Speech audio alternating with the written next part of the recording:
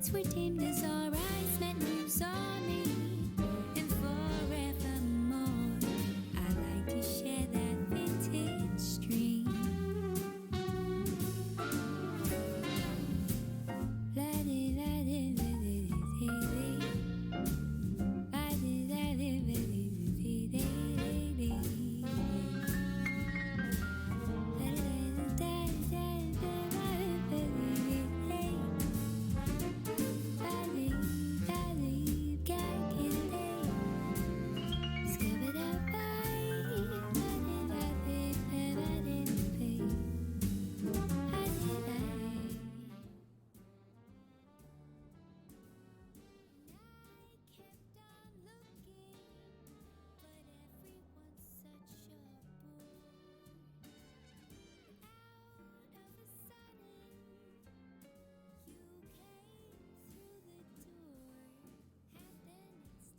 Well, hey, would you look at the time?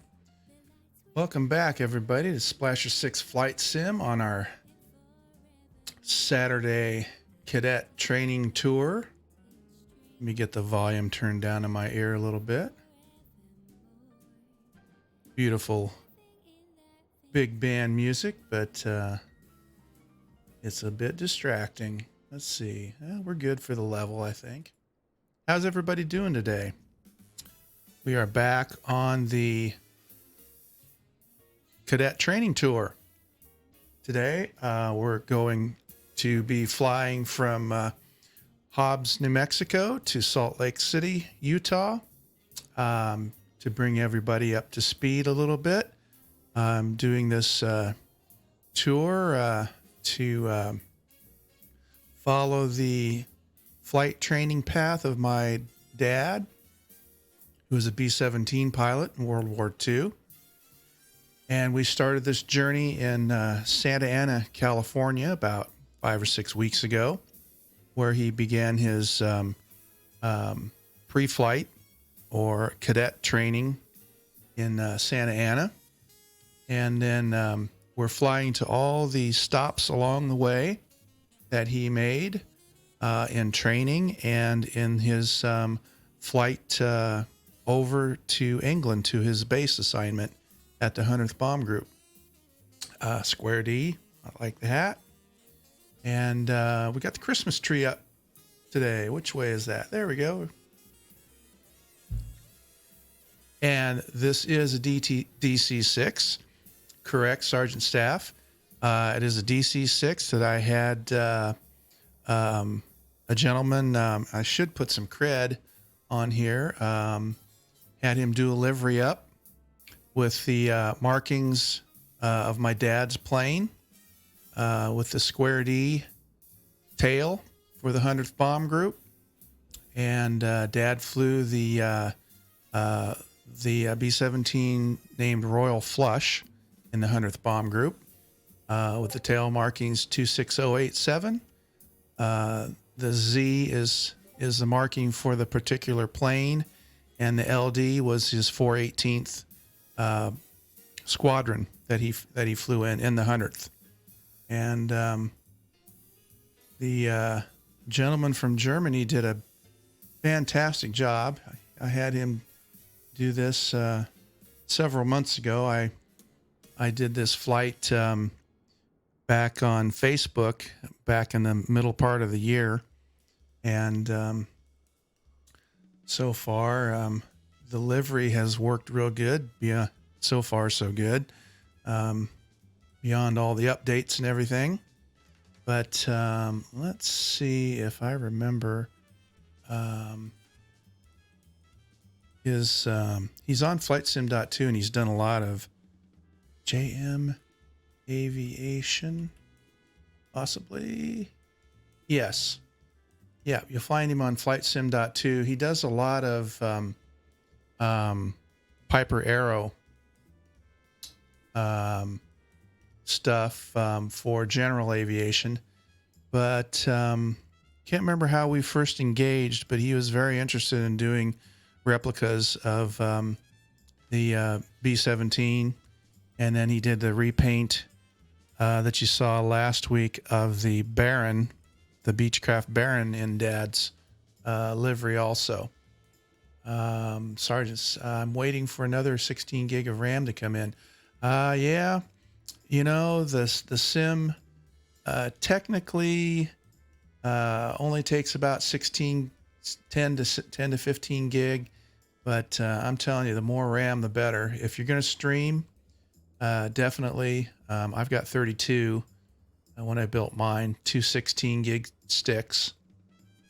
I hope you researched that the second 16 gig stick matches the first one, because sometimes that's real critical. I can't think of what the parameters are called, but hopefully you have a matching stick.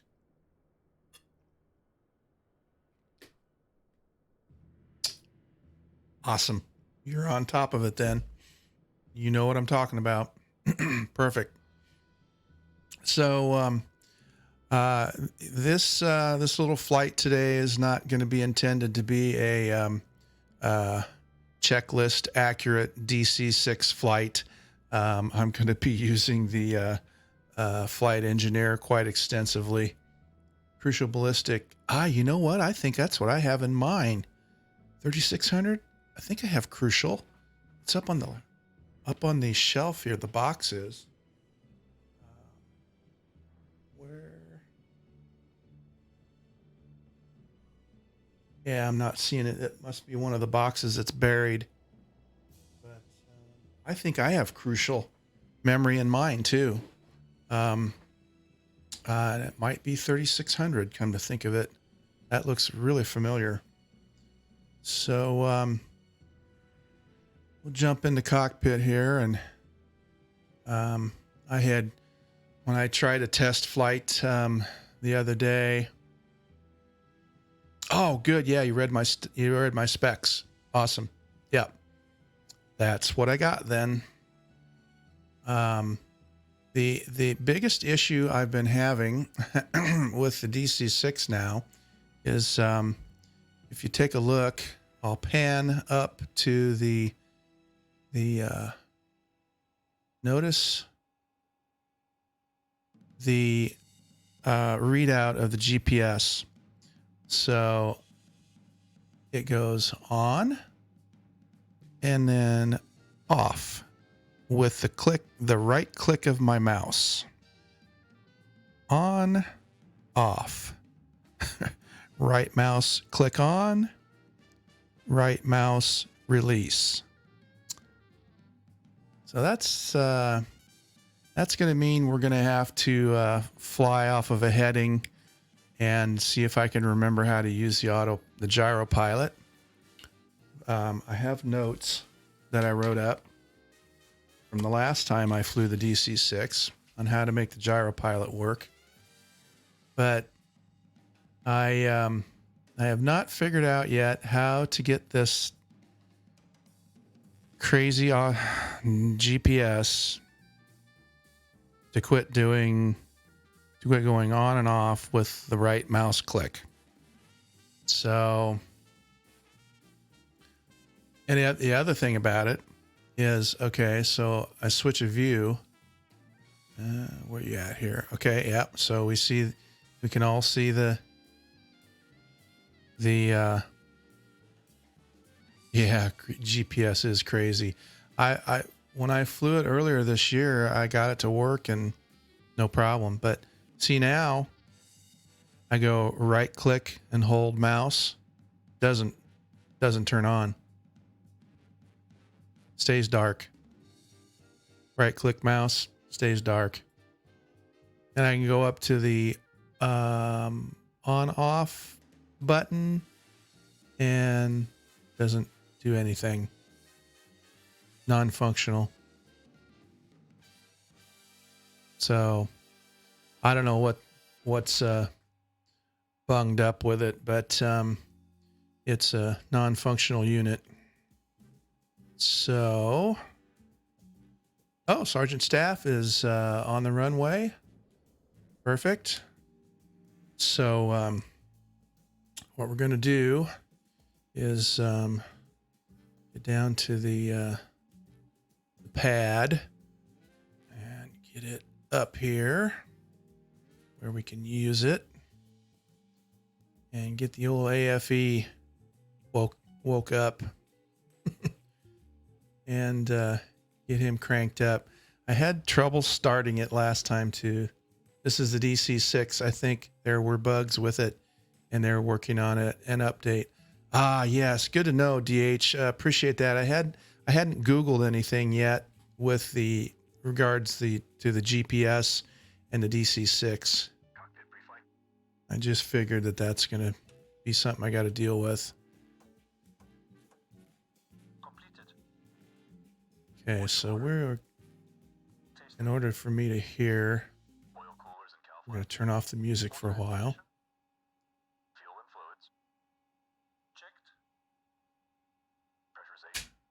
I'm going to turn on the power.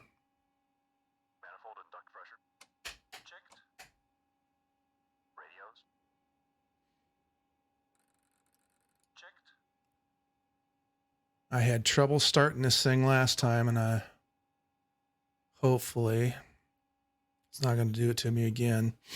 But we'll see. It's kind of hit and miss on whether or not I could start it. Door warning lights out. Gear pins. While they're going through that, I take a short little time out here. I'll be right back. Set to idle. Propellers. Forward and 3.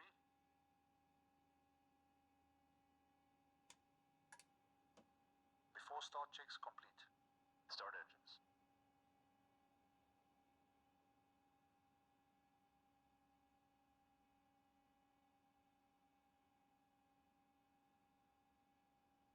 Okay, we are coming back. Sorry, I had to take care of my nose there for a minute.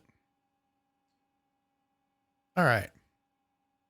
So let's see. We are on the pre-flight, pre-start checklist. Okay, so this is where I was having troubles. I used to be able to just hit my start, get lights on, strobes, gears down. Okay, I used to be able to just hit my key to start, and it would start all 4 engines, but I had trouble with this last time. So let's see what happens.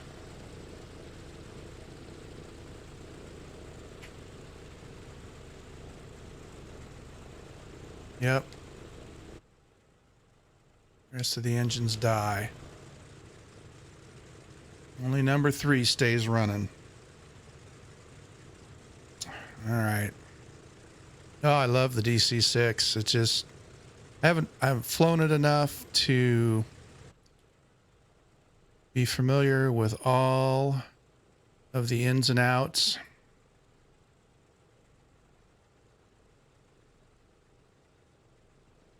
Well, I'm assuming that I should have fuel to them if the AFE is taking care of things. Start selected boost pumps. Off and off. Battery.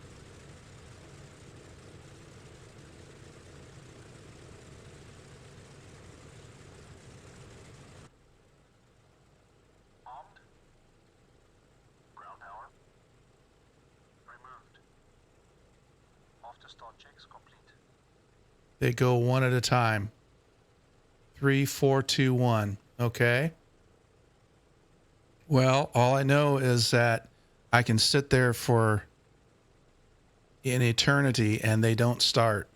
The rest of them do not start. So, but I need to do the switches. Okay. I never had to before. All the mixes need to be up. Okay.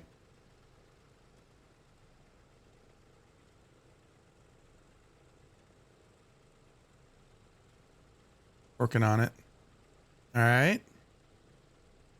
Now, Mixtures are up.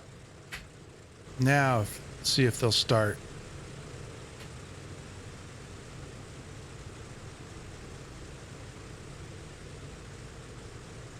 Got it. Thank you, Sergeant.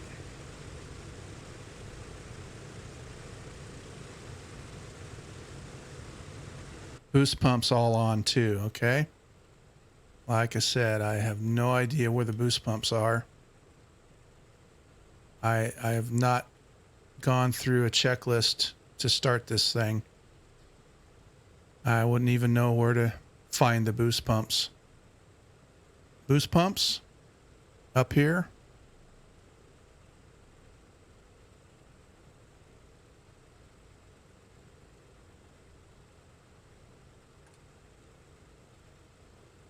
Okay.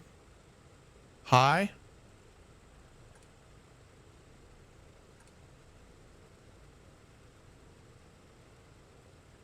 Okay, they're going to go on high. I don't know if that's where I need to be with them, but that's where they're going to go. So,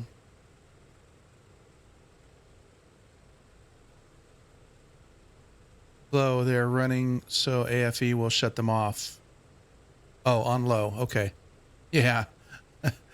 Again, this is more of a demonstration of my lack of knowledge of starting the DC-6.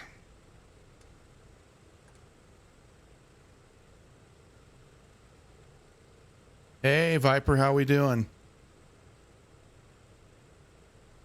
All right, let's see if we can get back to main view here. Okay. I did too, but it has been at least 3 or 4 months ago. And mostly what I focused on at the time was the autopilot, the gyro pilot.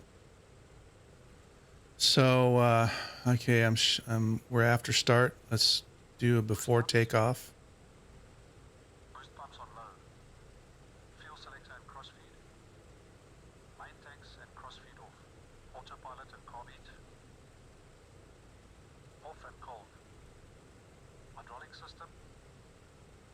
Down, forward, pressure and quantity checked. Okay. Oh, got a follow from Inzin. Thank you very much. Appreciate that. If I don't pay much attention, I apologize right now. This 20. Windows and turbine. this part of the startup is kind of takes my attention, but thank you very much, Inzin, for that follow. Greatly appreciated that you're On. Mixture and kind of compounds. okay. We got flaps. Good. Transponder. On. Landing lights.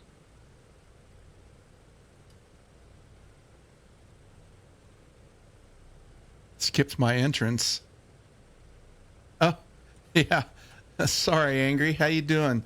Before takeoff checks. Yeah, splasher on the DC-6. We got trouble.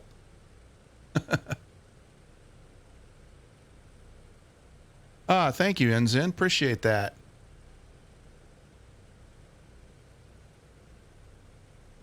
Yeah, kind of task overload here for a while. Even though I'm using the AFE, the old DC-6 kind of sucks up the old attention span. How's Angry doing? Had fun flying with you guys with Phlox this morning. All right, we should be ready for a dry takeoff. I don't have any load, no bomb load, no bomb load on the DC-6. 30 inches stabilize. So Inches stabilize. Yes, that's right. It's made to be flown by a crew of 3, so it's a task overload for one, even with the AFE. 30 inches, stabilized. Cal flaps. Cal flaps. Cal flaps set. Full power, please. Going full power. All right, here we go.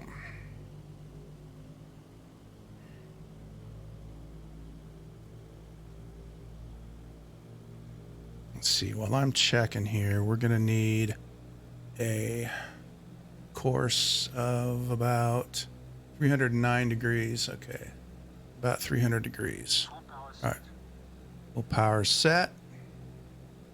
So we can go release the brakes and be on our way.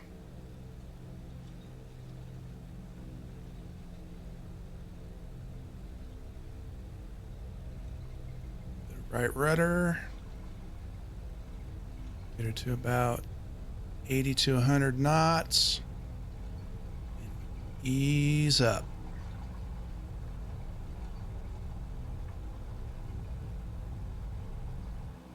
Up we go.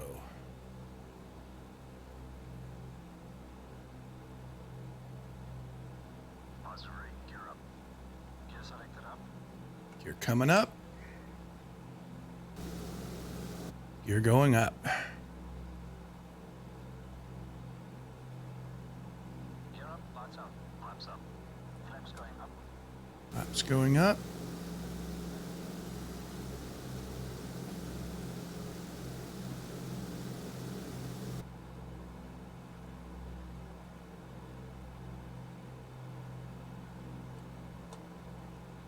Meter power. Setting meter power, 48 inches, 2600 RPM. Okay, we need to be at about 300 degrees.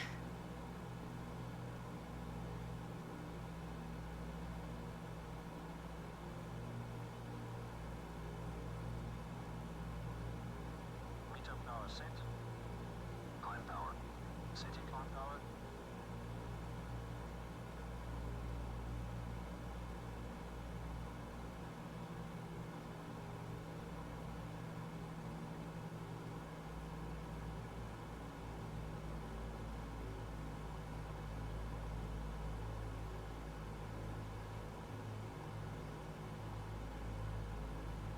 Climb power set.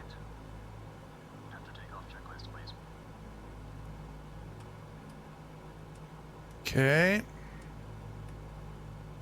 a little bit more.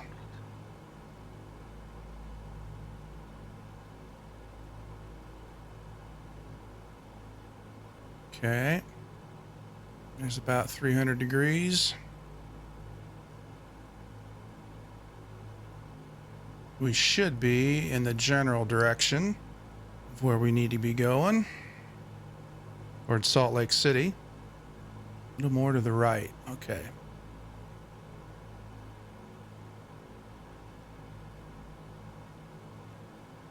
A little more to the right.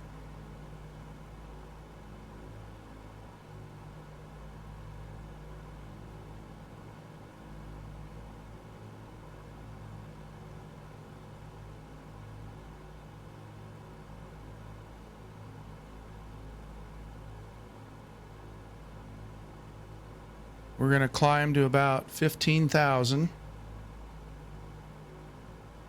because we're going to need to be over some mountain ranges.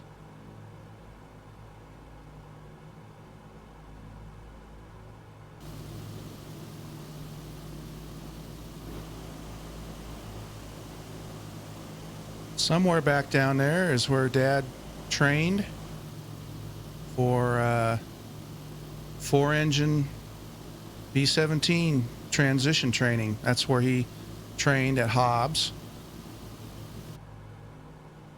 And as soon as we get trimmed and we get up to 15,000 and we get the old, oh, yeah, that's the other thing. Gust lock. Yeah, they did that automatically, I think.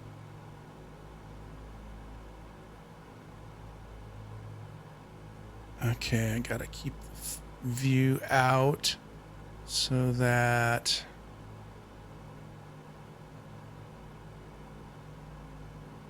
still need to go to the right more. Passing 9,000.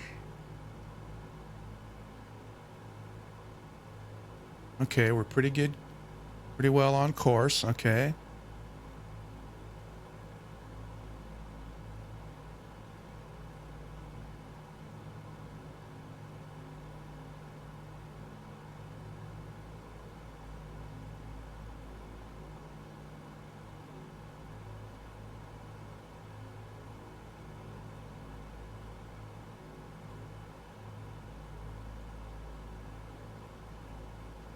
Some of these longer legs of the this journey that I'm doing are going to require the 4-engine speed of the DC-6.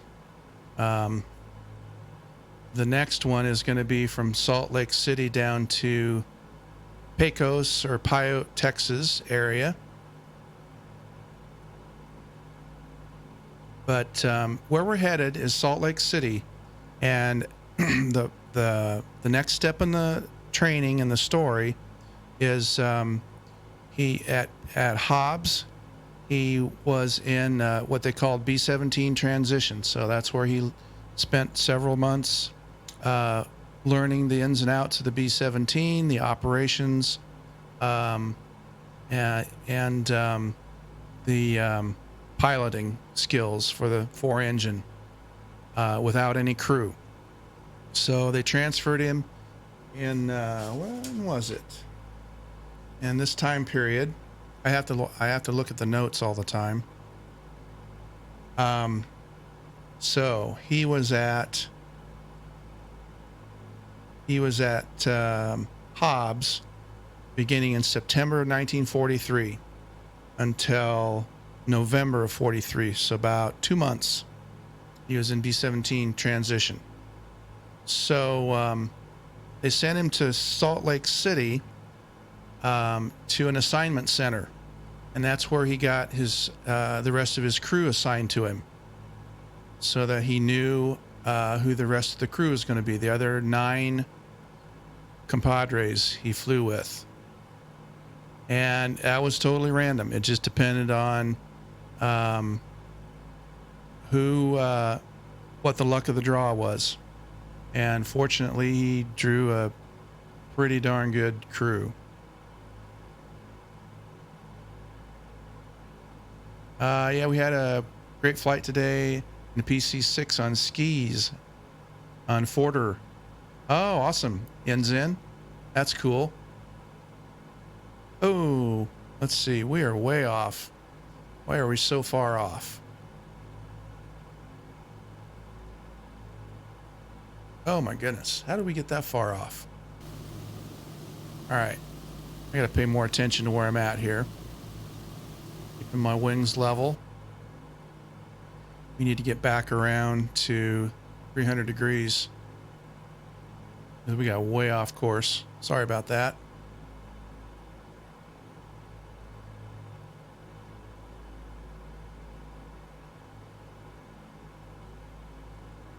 You get back over to 300 degrees.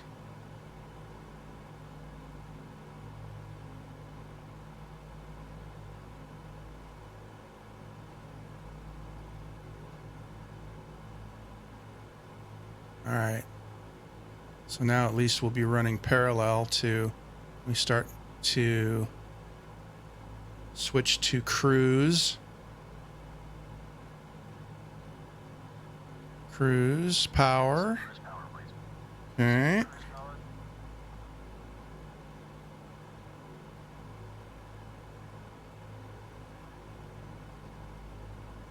Get ourselves leveled off.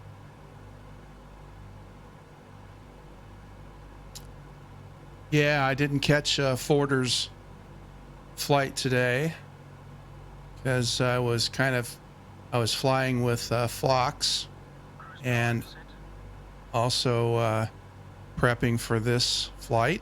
So So now I got to go to my crib notes here. So I got to get the gyro pilot switch on first. Cruise checks are complete. Okay.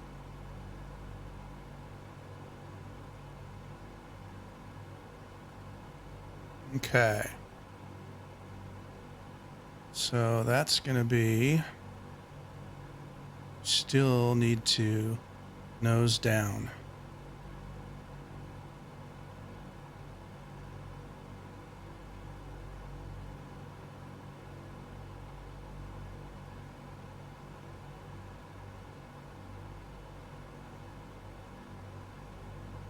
All right, gyro pilot switch.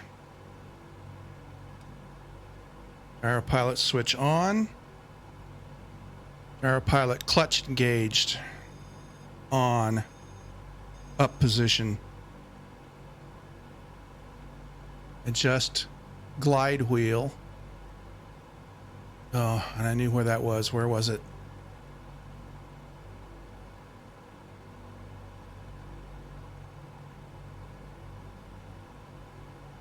Level pitch.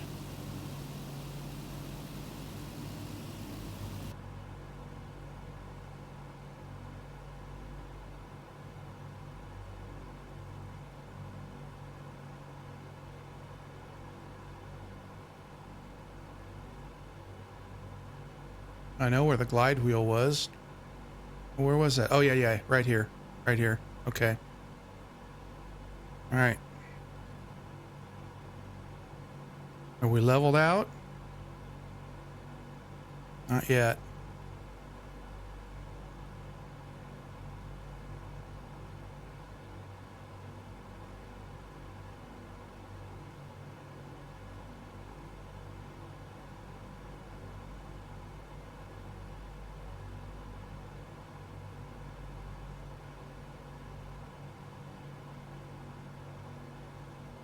Shouldn't be. Landing gear's up.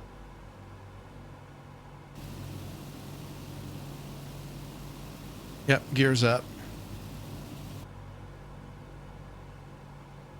Ugh.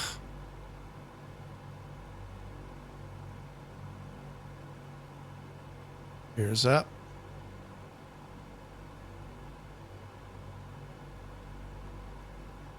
Okay, I gotta adjust the landing. Adjust the glide wheel for level pitch and desired altitude. When leveled off, then engage altitude control switch.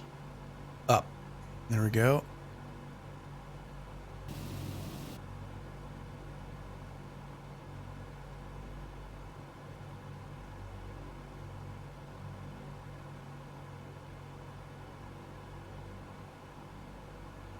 And we're still climbing. Why are we still climbing? Shouldn't be.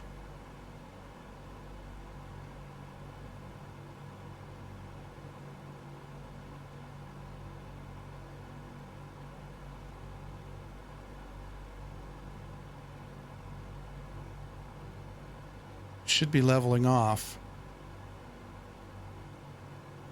Give it a little bit of time. Let's see. It's showing it's down. I can see that. Sim is odd, isn't it?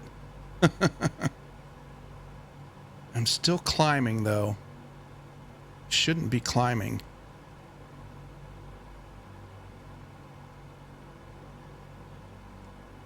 All right, we're gonna...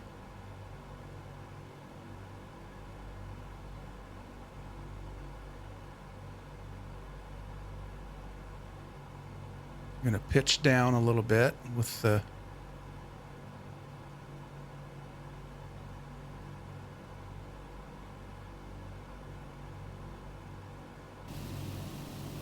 I don't want to do that. I'm off course.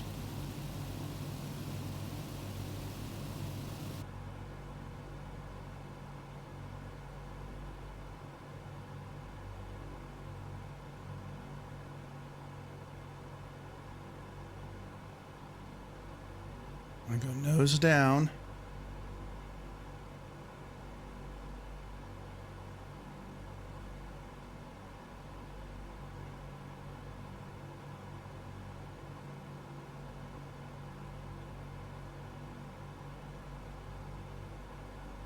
Why am I still climbing?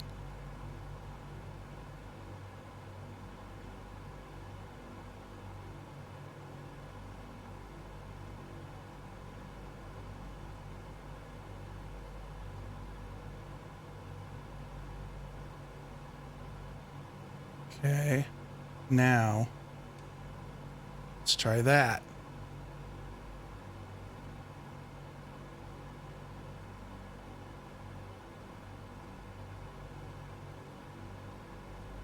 That should find myself in level flight.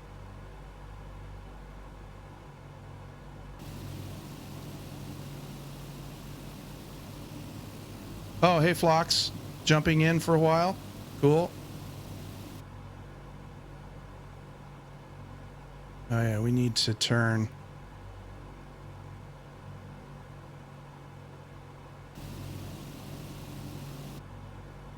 We're like way off course right now.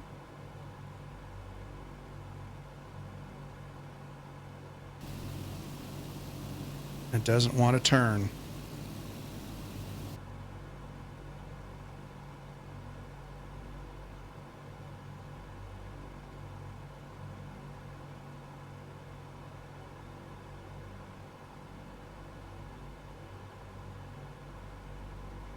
I need to know why it doesn't want to turn.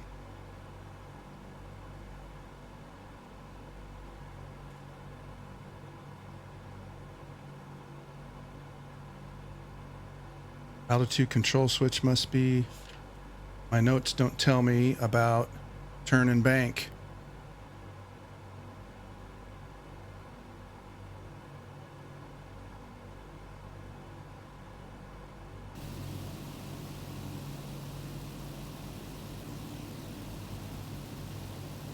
All right. Oh yeah, I'm way off. Okay.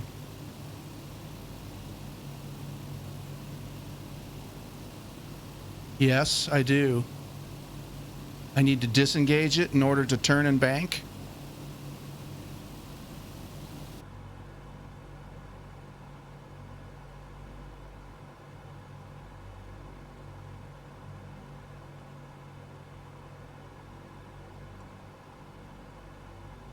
Okay.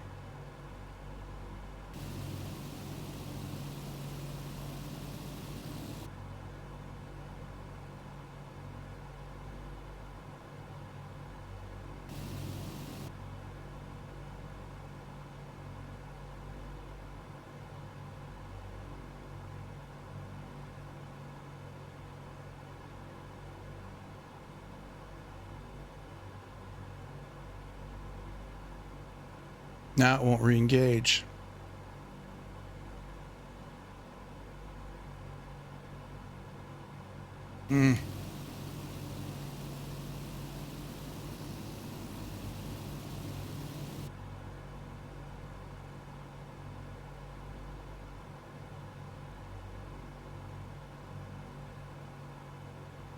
Yeah, I'm way off course still.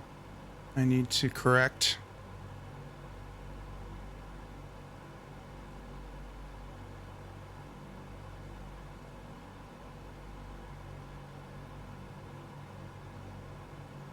(10-4).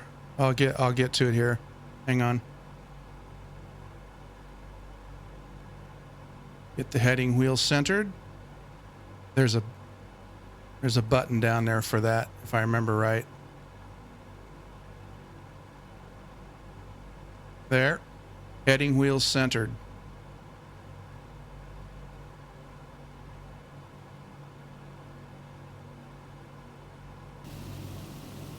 But I'm still off course, and I need to correct it.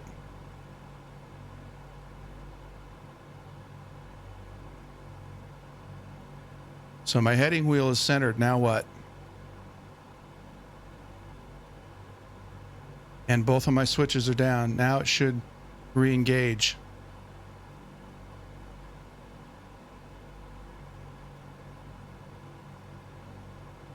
Nope. Doesn't want to. Let me get a better look at this. Hang on.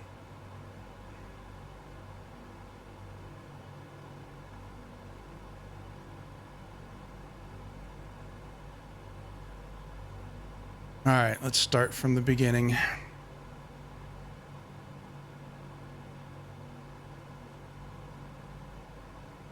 GP switch on first, then clutch engage.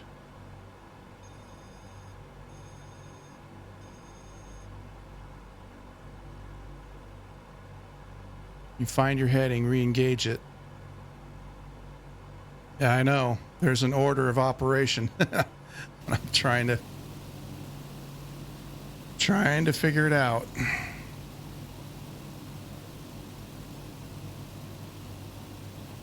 First altitude, then heading. Yeah, and I couldn't get altitude earlier.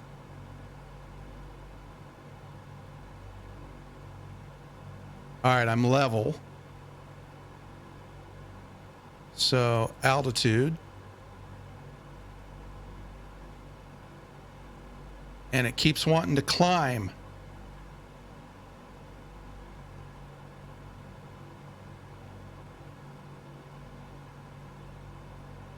I get altitude and it doesn't want to, it keeps wanting to climb. That was my problem earlier.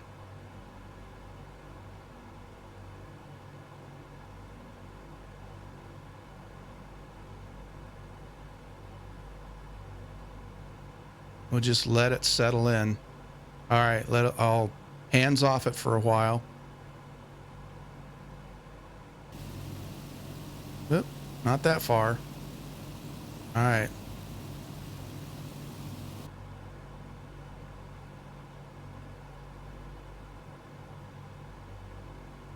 Yeah, but as I recall, it settles in fairly quick, but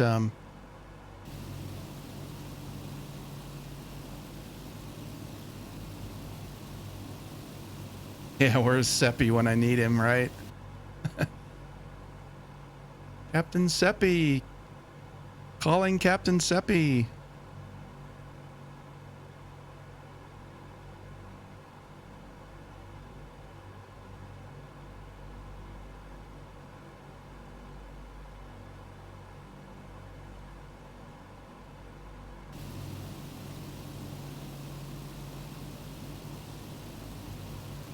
I'm reasonably on a parallel course, so I'm all right as far as course goes.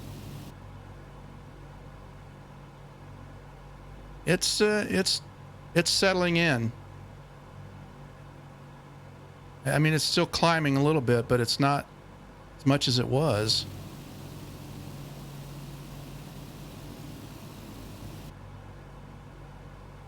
No, it still wants to climb.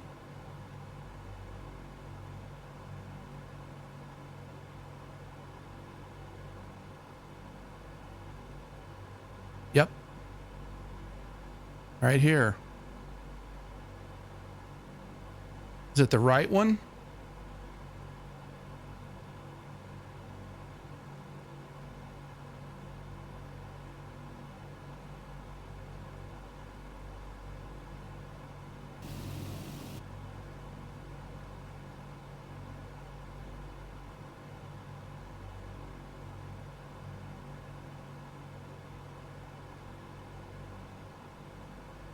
Can't remember if it's the right one. They're both connected. Okay.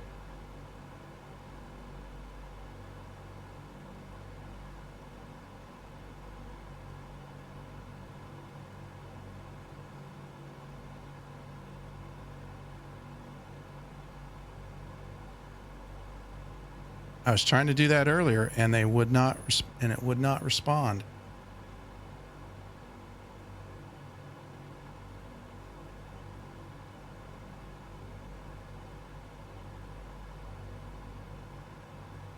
Little bit at a time.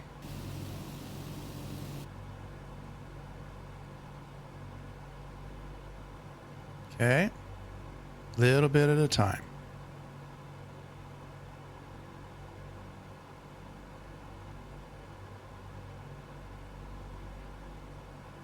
All right, I'm getting it. One click at a time.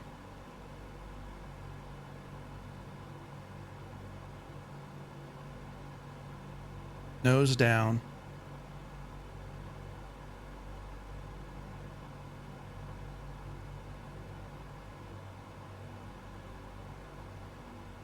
Yes, I'm pretty sure I do have cruise power. Cruise power. Yep. Cruise power is set.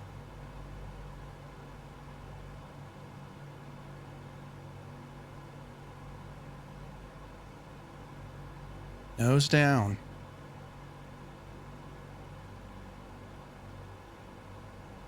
Two clicks.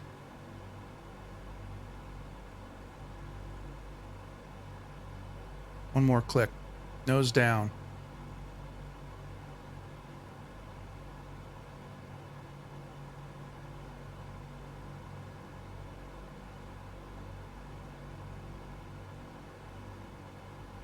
Yeah.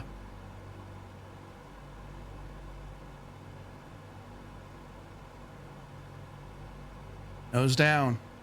Come on, baby.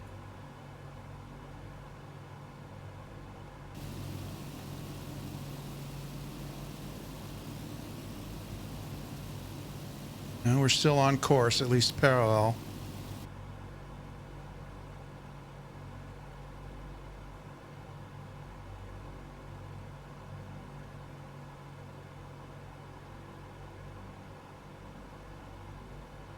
She does not want to fly level flight.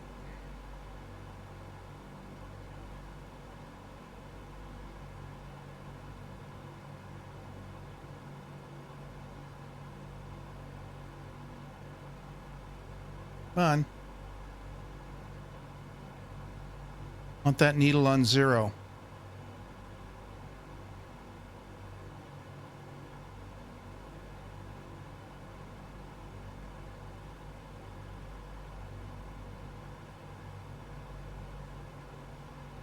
Oh, I'm not even on live weather. That's too much to deal with at the moment. I'm not even going to attempt that.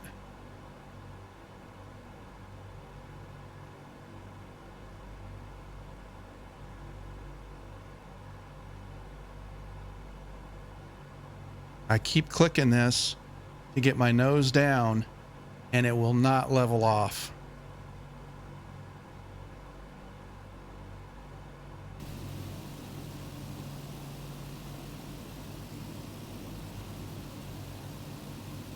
Not sure what I'm supposed to do here, but it's going to keep flying. What I want to do is get my wings level. Try not to blow up my engines.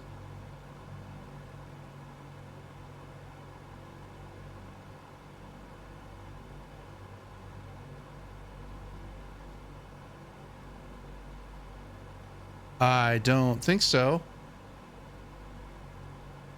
I'm the same key binding as I had when I flew it before. I have a Bravo, yes. I do. Mm-hmm.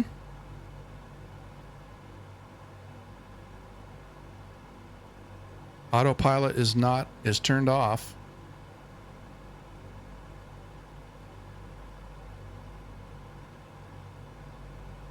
I'm wondering if I can. Let's try this.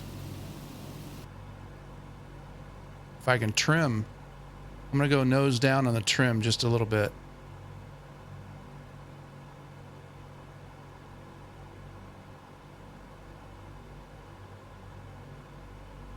The altitude setting.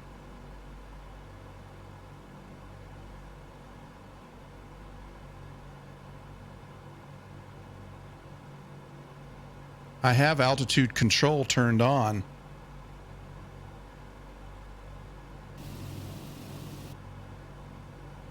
Well, now suddenly I trimmed down a little bit.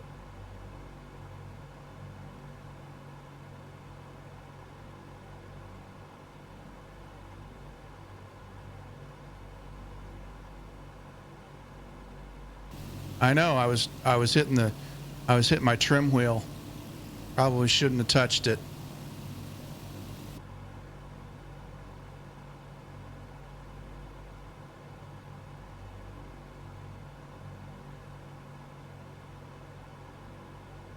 I don't know. This is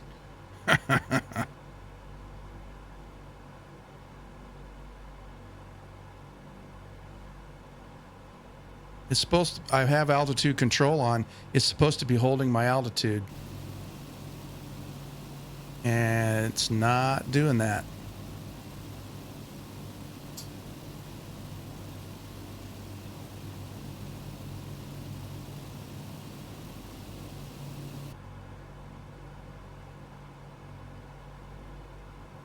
All right. Not touching the trim wheel anymore. And it's still bouncing all around.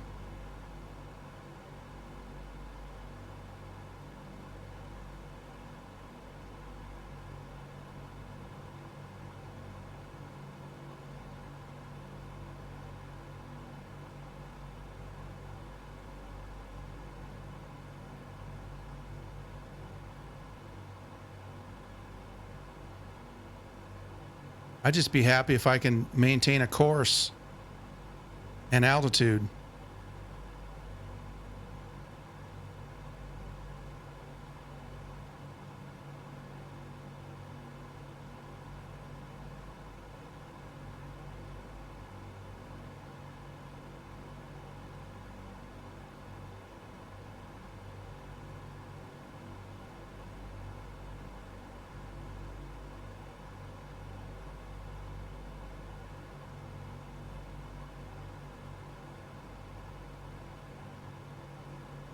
Oh, great. Now I get a spam message. Nice.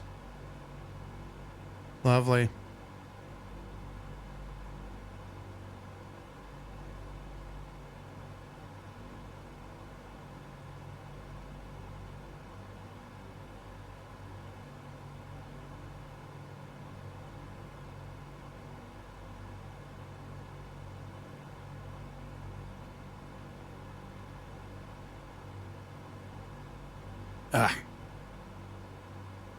Back to standard view.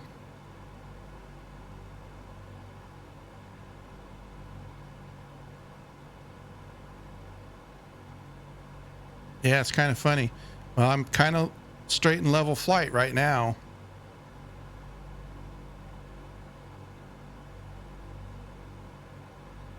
So I'm not touching anything. Although it's creeping up.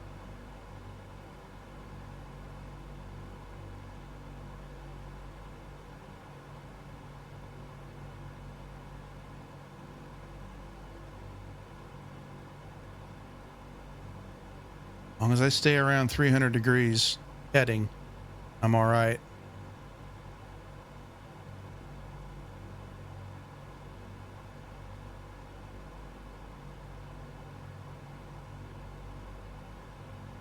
First time chat, want to become famous? No, not really.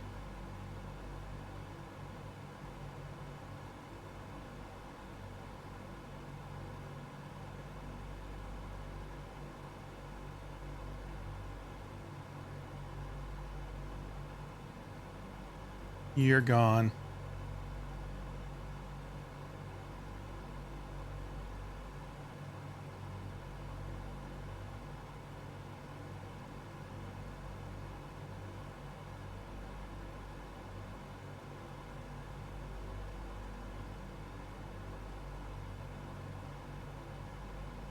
Well, I have had it's getting a little better, but man, oh man, when I've used it before, I mean, I'd get close, you know, and it would just level it right out within a minute. But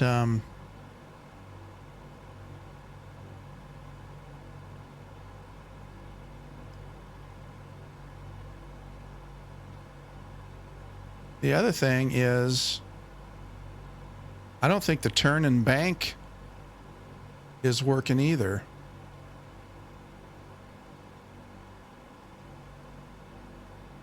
Because I'd be able to hit the turn just a little bit and adjust course, but now it's still accepting my input from the yoke.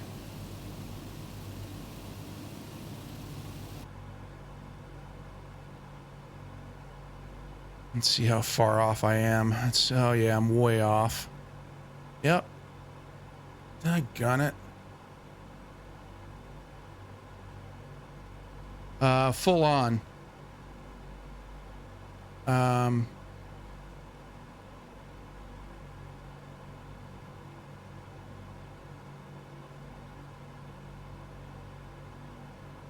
gotta get back around to 300 degrees. I don't know how it is I can all of a sudden change my view and then I'm like 20 degrees off course. Yep. If I fall a little bit, I'm okay. I need to come back around to about 330.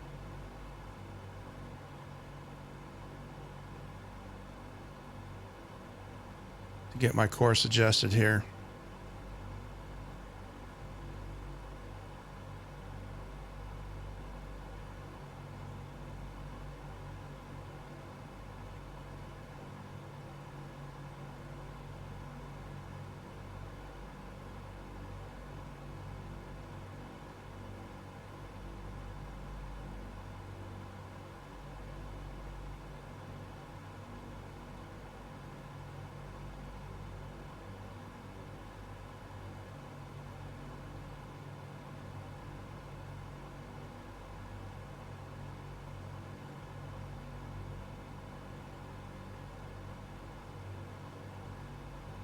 Oh, no worries. You've been helpful so far, Sergeant. Don't worry about it.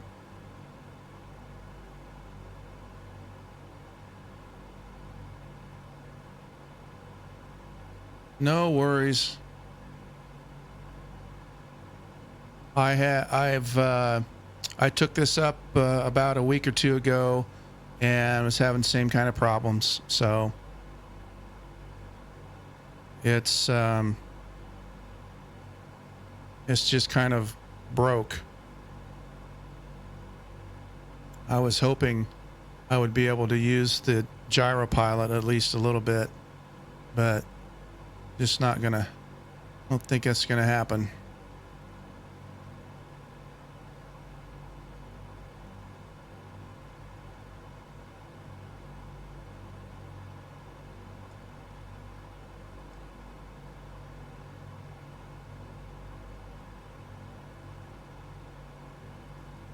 Awesome. I think I'm better off controlling it with the pitch wheel.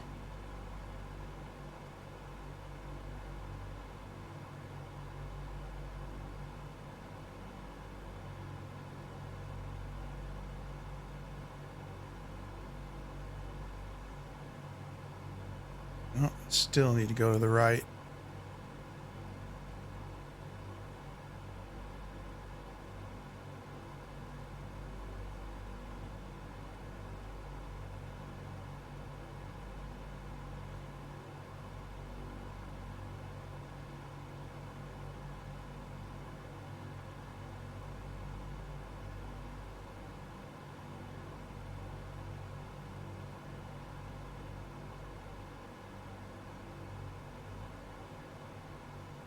I'll tell you one thing. I don't know if I'm going to want to hand fly this thing.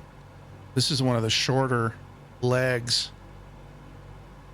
I've got one leg that's 1,200 miles and another one that's like 1,400 miles. I do not want to hand fly that. This is going to be bad enough as it is.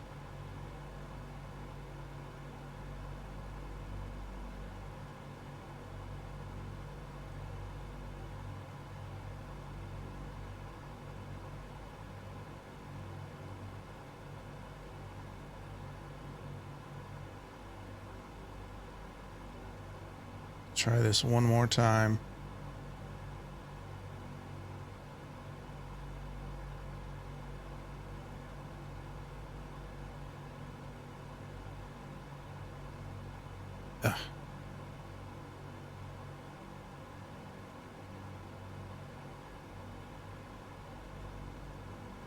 Gyro pilot on. And now it won't even turn on. You silly thing. Power pilot switch on first. All right. There. Now the clutch.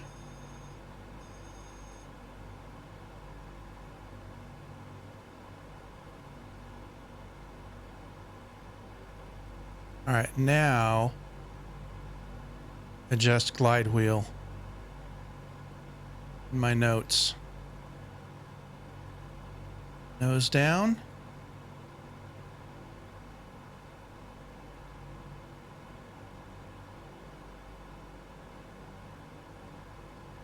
We go nose down.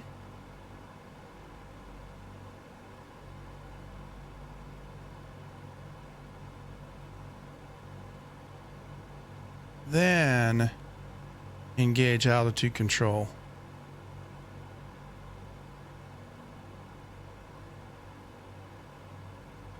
Okay.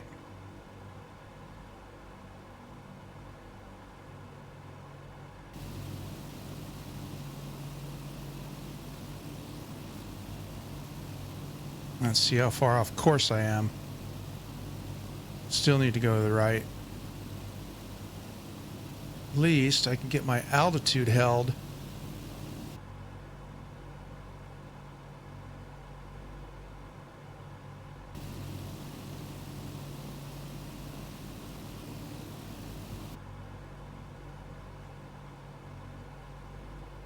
Nope. Still won't hold altitude.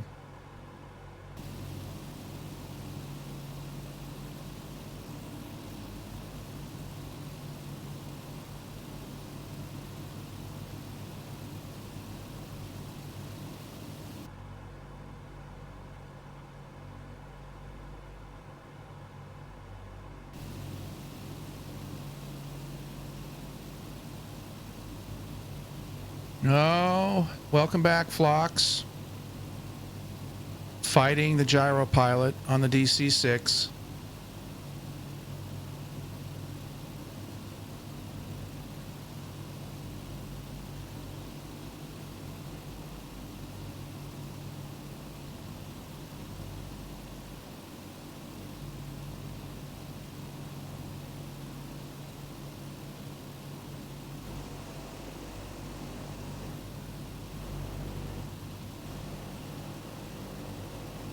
Sticky Cheese Man over there.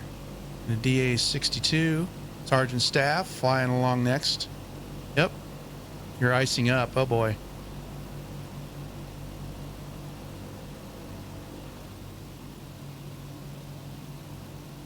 Let's see. Shared a document with you.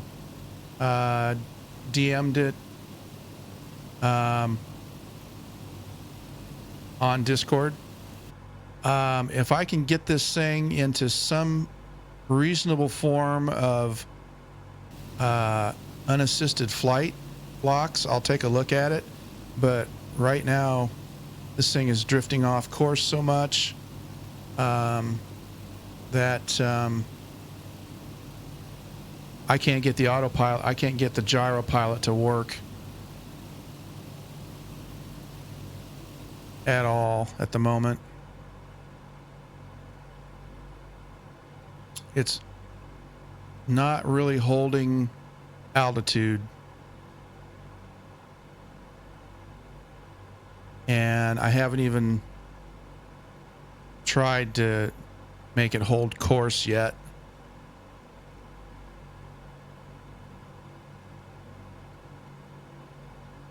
General chat, okay? Let's see.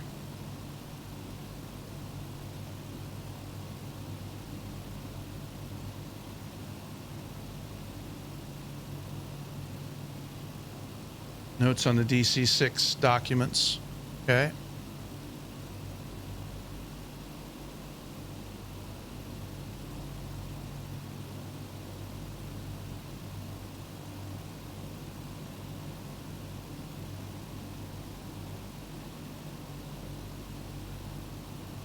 Oh, that's not where I wanted to. Move that.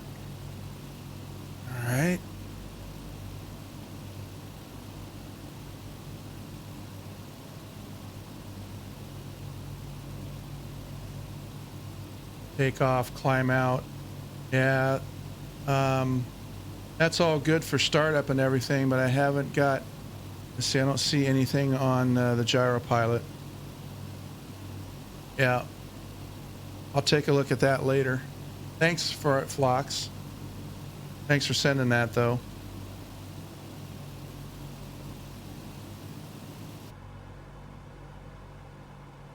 Well, we're reasonably level flight.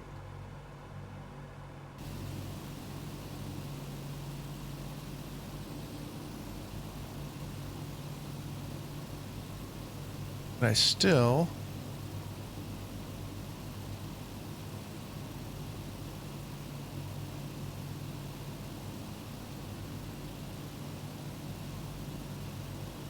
can't get it to fly level.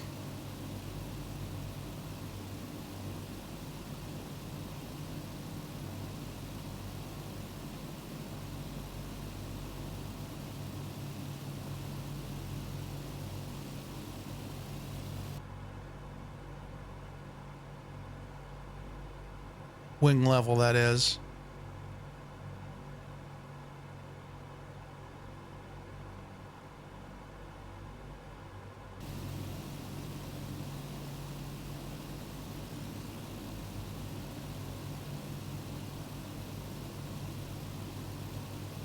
Okay, Sergeant.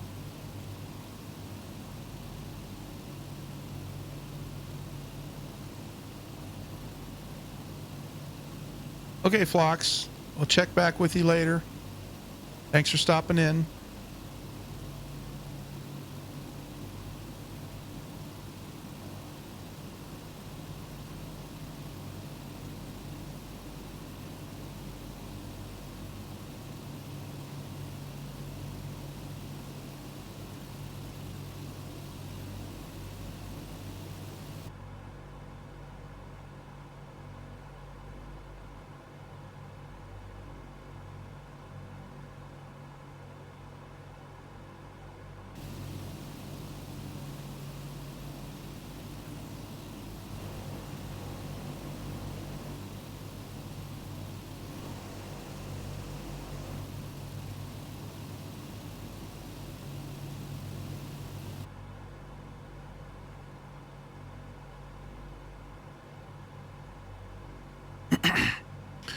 Yeah, I flew from Goose Bay to Reykjavik, Iceland with this when I did this series in Facebook back last summer. I was hands off for 6 hours, and it was rock solid on level flight. Stayed on course. Of course, I was using GPS. And there's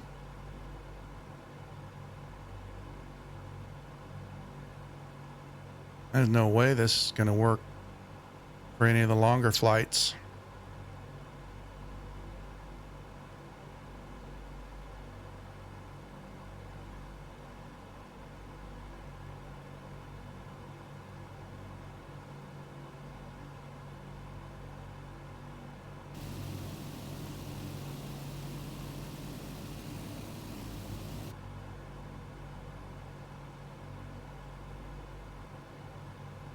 Well, we're heading back to the magenta line here gradually.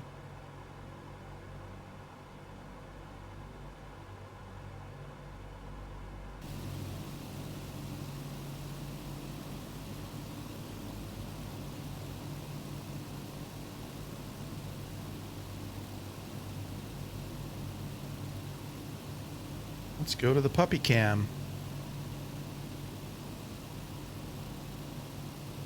Dog cam.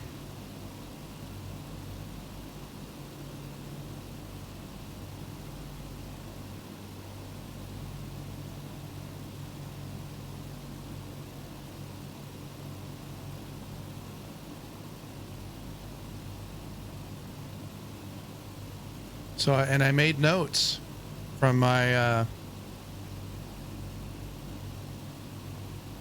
last flight with this thing on. So the first step I had, gyro pilot on switch first, switch it on first. And then the gyro pilot clutch engagement lever needs to be in the up position second. And then you adjust your glide wheel for level pitch and desired altitude. And then when you get it leveled off, then you switch the altitude control switch on to the up position. And that should lock you in. That was my previous procedure. And that was gleaned off of watching the YouTube videos, which are really good.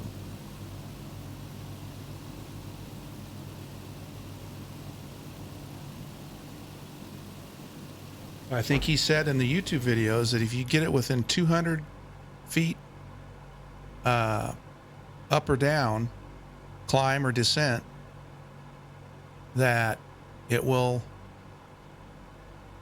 lock in. And right now it's sort of doing that.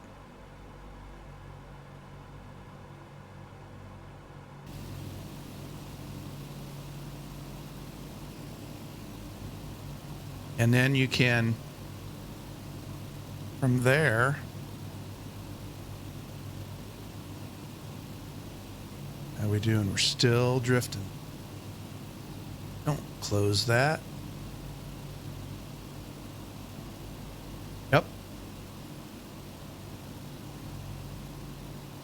And then from there, you basically, you adjust your course by this turn knob here.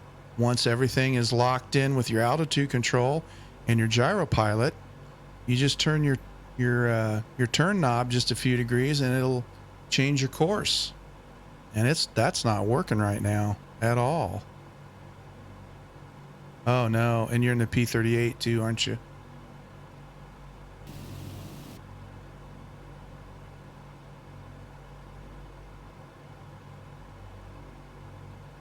See, if I make a course correction to the right, it's not turning. It's not giving me my aileron control to turn. That's borked.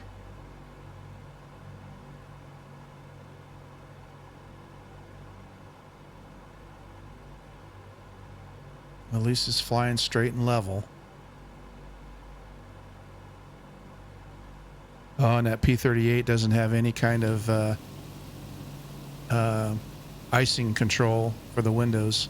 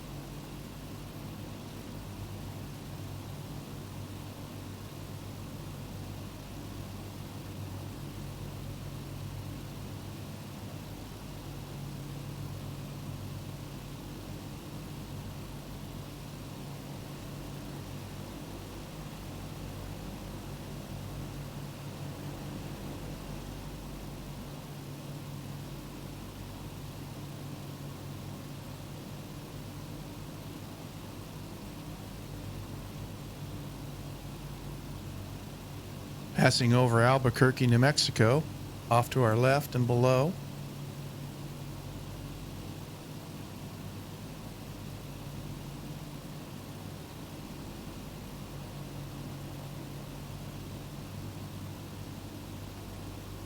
Albuquerque.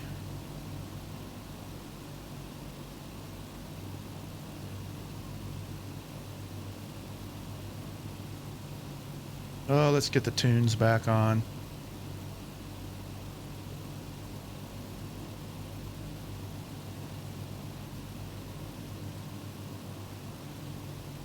Gotta do something to put me in a better mood. There we go. Of course, they modeled the malfunctions of the autopilot. Because why not? Sure.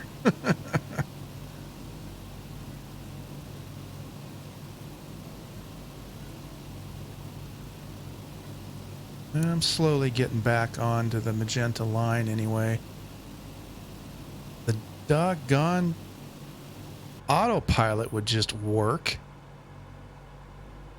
The GPS.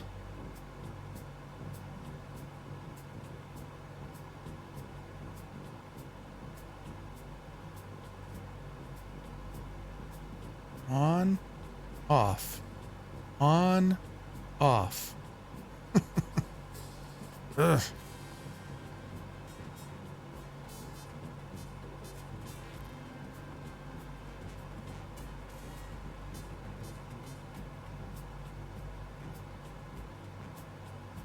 No, don't do that.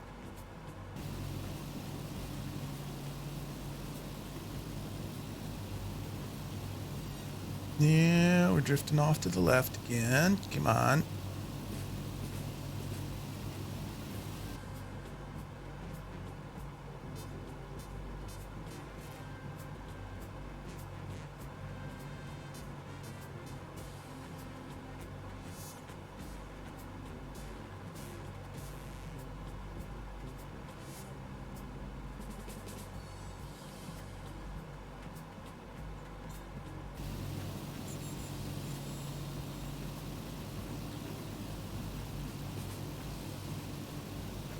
Gives nothing on particular issue. Yeah.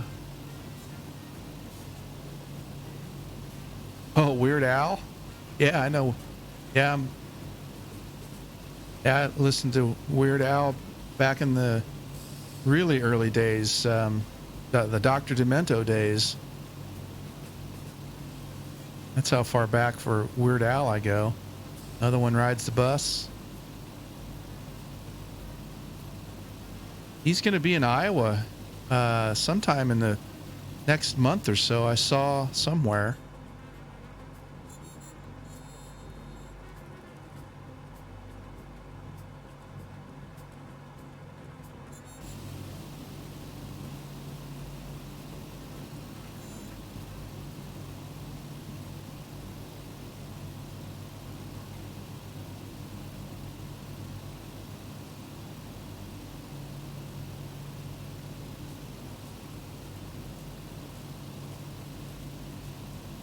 Albuquerque.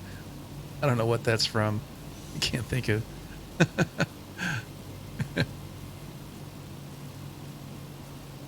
think it's from a cartoon from years ago, like a Bugs Bunny cartoon.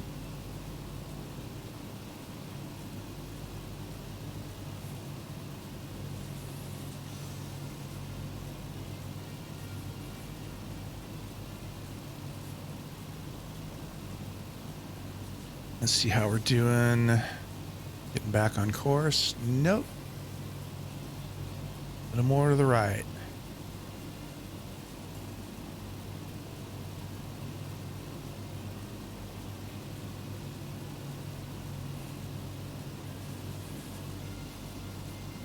Funny thing is, I don't need to be at 20,000 feet.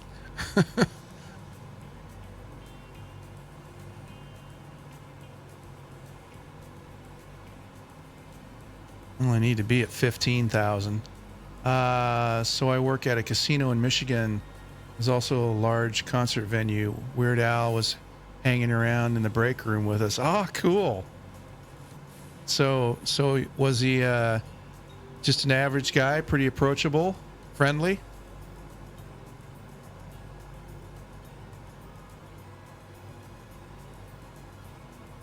Seems like you would be. Although you never know. Oh, Dogs moving around.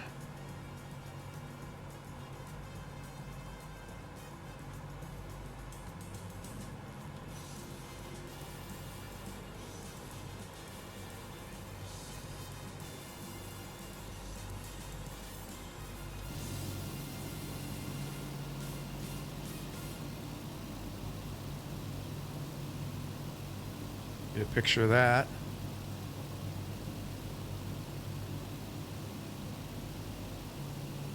Ah, darn it. Missed it. There's a better shot. Little friends.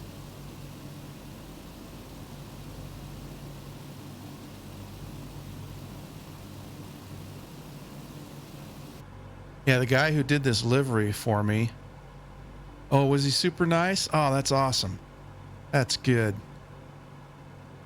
I always hesitate asking people, who've met celebrities, what their oh, you met Lou Graham from Foreigner? Oh, cool. Yeah. Always hesitate in asking. The other thing that this guy who did the livery for me did, let's see if I can get this to work.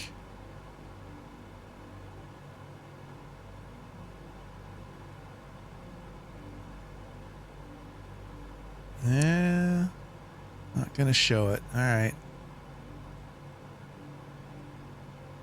So if you look closely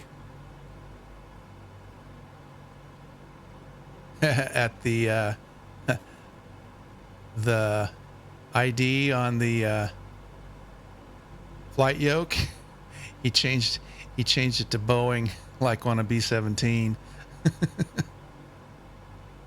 All you Douglas aircraft fans are having a heart attack right now, but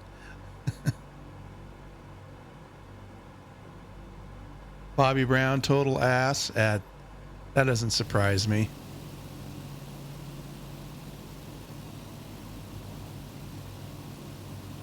That doesn't surprise me one bit.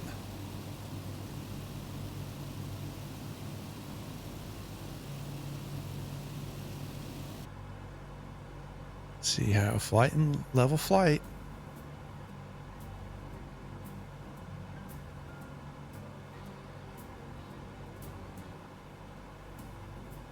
Problem is, how far off course am I? I look down and there I am, clear off to the left again. How does that happen?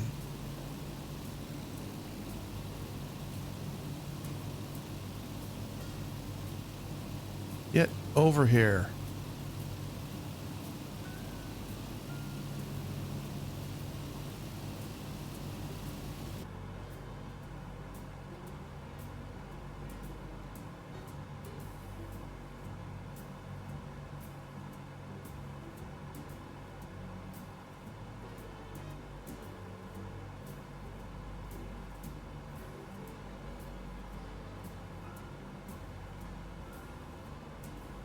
My ex and I had some friends at husband and wife team who managed a Wild Rose Casino up in northwest Iowa. We went to a few shows. They got us tickets for. Saw Kansas and one other band. I can't remember at the moment. Get back over here to 33. Graham and I had a full conversation in the hallway after the 40th anniversary concert. Excellent. That's cool. Yeah, I saw them on a video one time, and gosh, I didn't recognize him. He did not look anything like his younger days.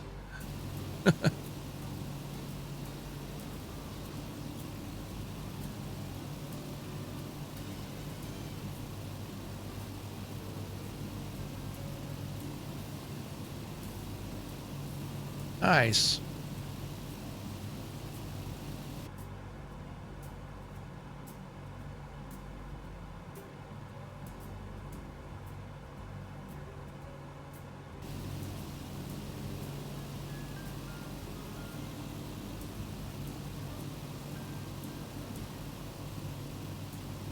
That's quite an opportunity. I can't say that I've had any opportunity like that to meet anybody, you know, in the music industry that's of any fame. I've seen a lot of good concerts over the years. Probably my most memorable is seeing Stevie Ray Vaughan 3 times live before his passing. Got to see him play. They were all extraordinary concerts.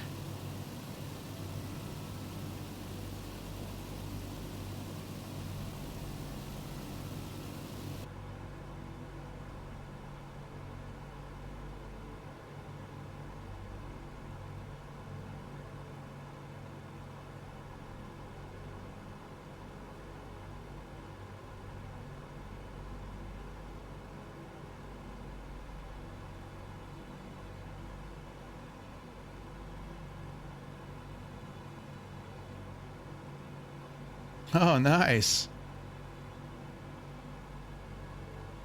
Awesome. That would be interesting to meet Lou Gramm. The other, yeah, you said Lou Gramm, but I'm trying to think of the lead guitarist's name. Yeah.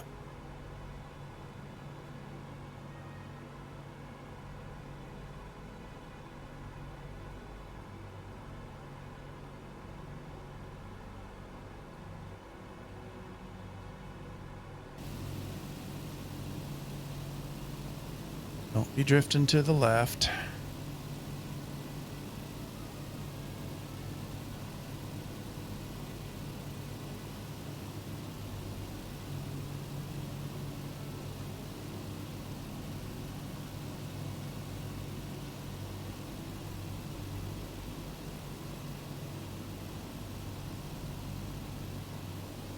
Awesome.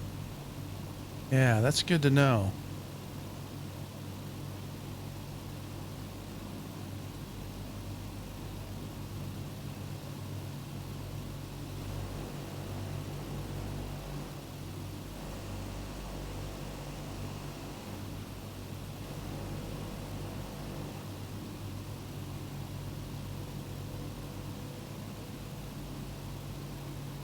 Finally get back on course a little bit here.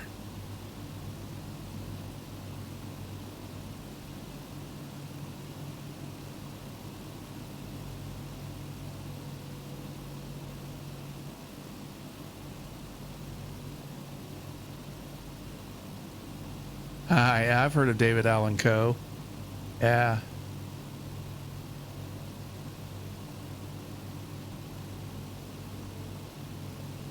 Paid a jackpot out to him. Ah, awesome. He's incognito. Excellent.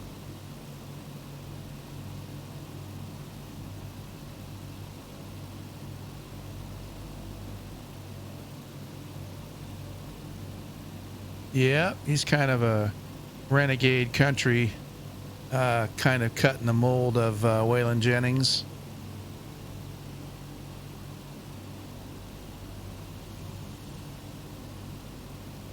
Asked him if he called him by his name. Is that a thing by him? But if he's incognito, he probably didn't want that.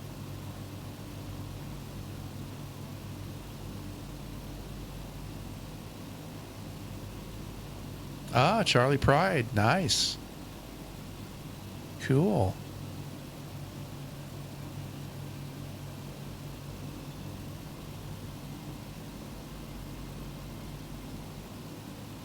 That would be fun, working in a place like that.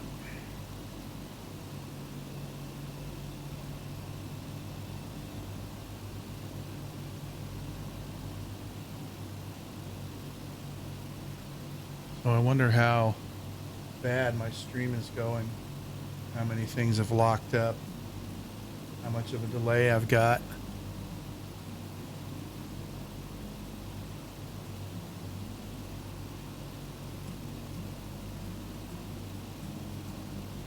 So, okay, just turned 2:30. I'm gonna go 5, 4, 3, 2, 1 at 2:30, and we'll see how long it takes that to show up on the Twitch feed.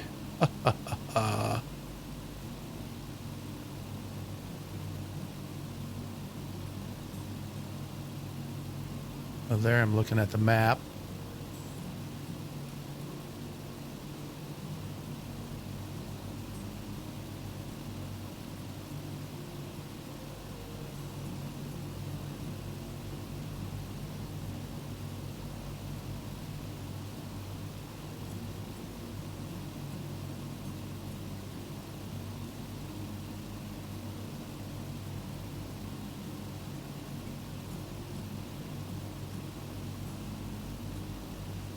Got messages deleted by the moderator. Stream elements timed out Sergeant Staff or something. You may not have. If you put a link in, did you put an attachment with a link? That moderator may have caught that. Oh, there's my countdown. It's about a minute delay. That's not too bad. Better than I was having last week.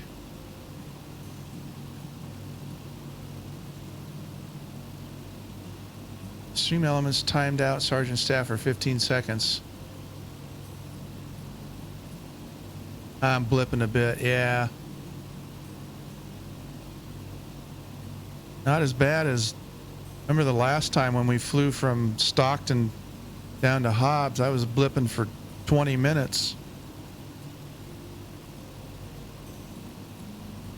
I think it's a server issue with Twitch and Amazon.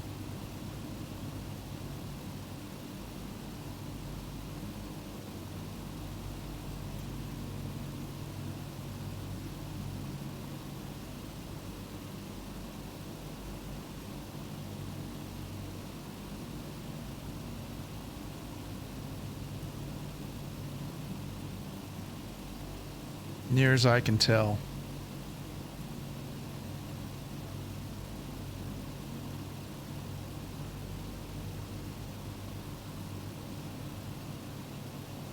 Well, take the dog cam down. Looks like he went to another room. And that is not, let's see, is that the next? No, that's that one. There we go.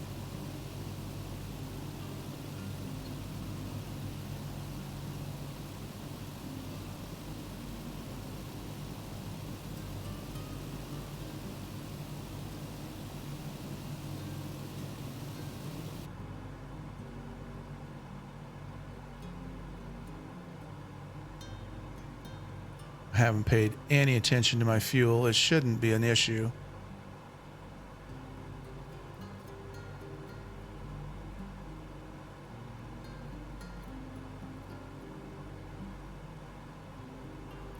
Fuel quantities.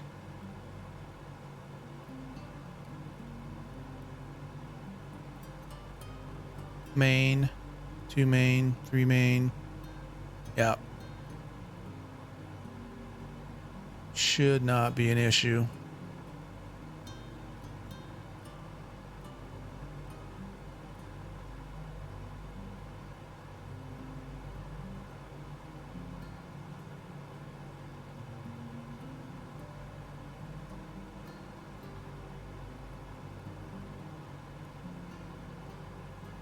Yeah. Where's the window scraper? No kidding.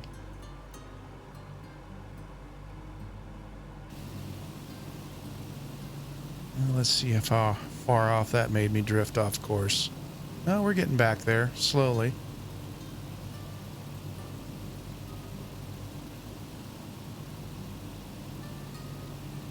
Almost halfway.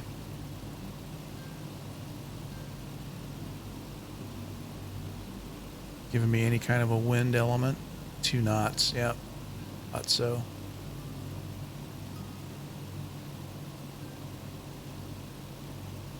Yeah, I don't know if I want to go to live weather or not. I'm assuming you're flying in live weather, Sergeant. See what live weather looks like.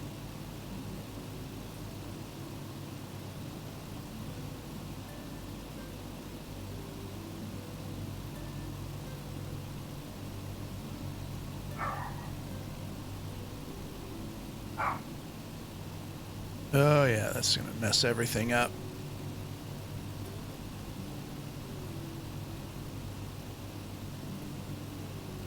$17 knot headwind. Yikes. And still making me climb. No. That messed everything up, of course. God, I should have known better than to do that.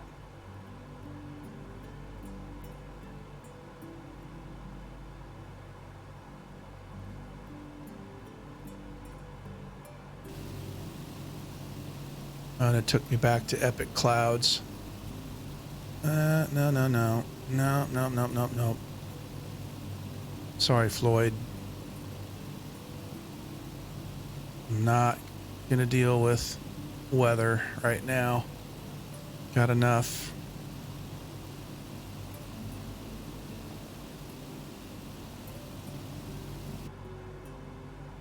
And of course, now our climbing, everything is bouncing all around. Why did I do that?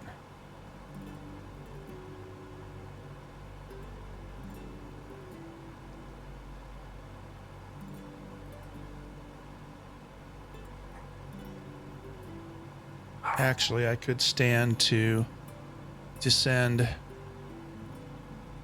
Do not need to be at 20,000. As long as I don't go over speed. I can just maintain a 500 foot per minute descent without overspeeding. I think I'll be fine.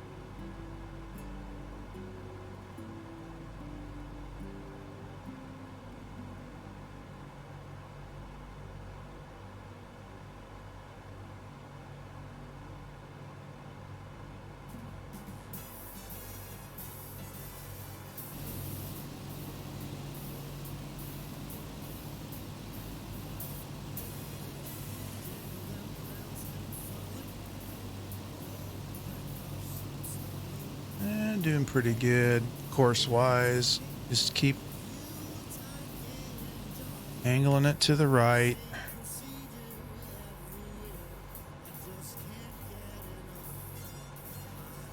Not gonna hurt anything if I level off around 16,000. Come on.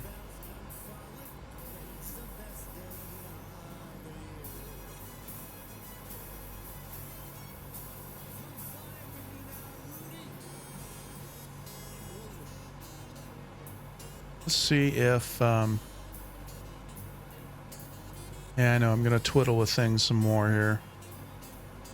Let's see.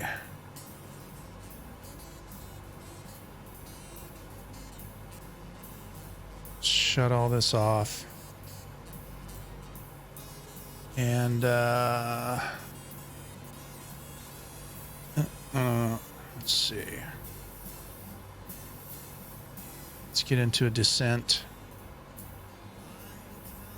26 inches, please. Setting 26 inches. We'll come down to 16,000 feet.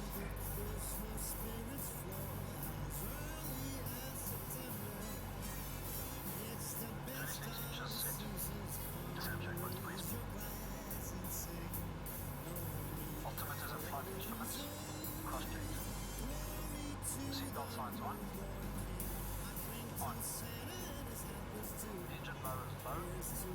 Low. Descent checks off.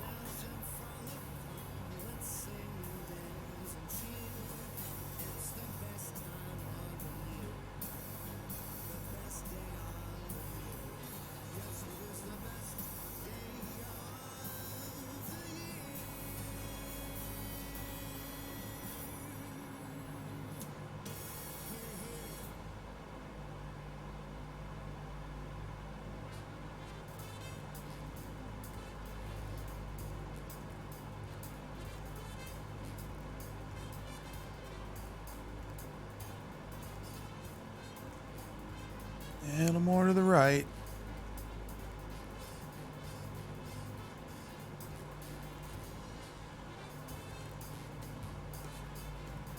As I recall, when I flew this last, there's a gap in the mountains south of Salt Lake City that I came in through, so I didn't have to crest the peaks.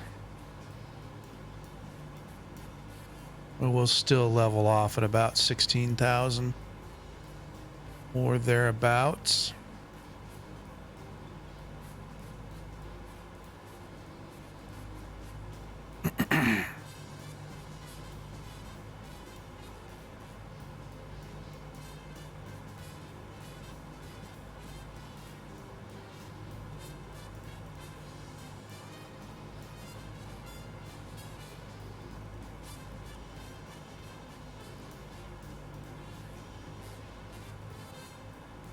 Drifting to the left too much.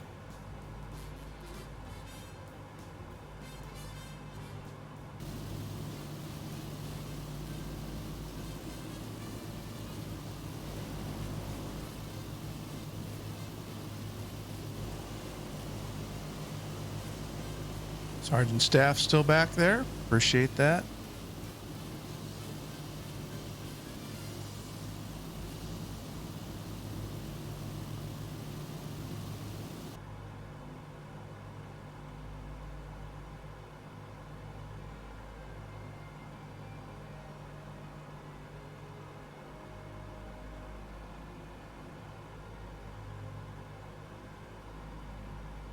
Okay, there's 16.5. So we're gonna put ourselves back into cruise power.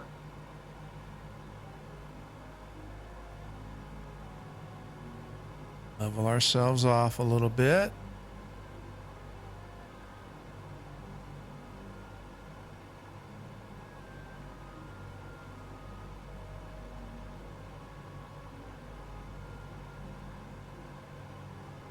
Cruise power is set.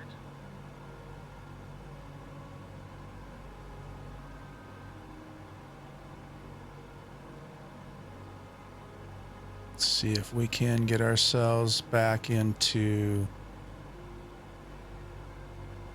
Cruise checks are complete. okay, gyro pilot.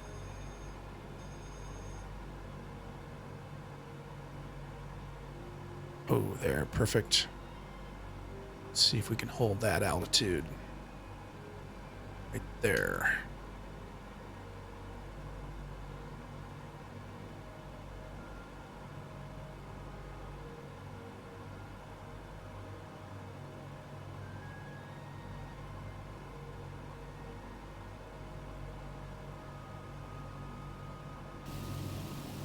See how far off we are of course now. Oh, look at that. Why does that do that? Man.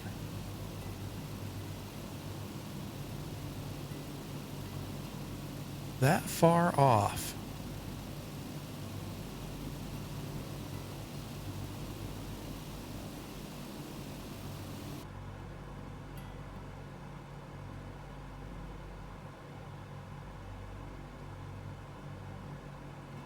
How I get that far off? Oh boy. The natives are restless.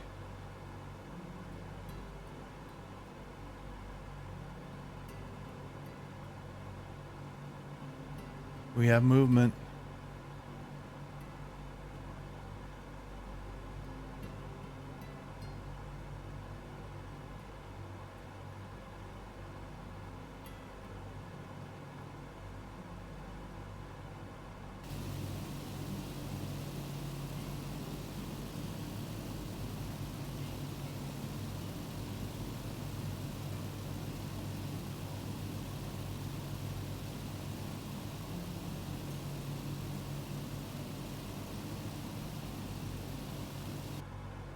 Try to maintain a fixed point on the horizon that I can aim this thing at.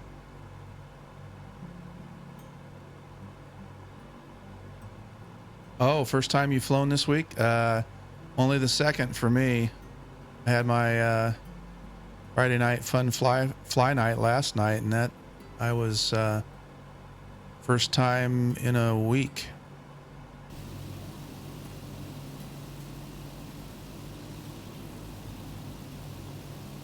Just no time between work and other things going on.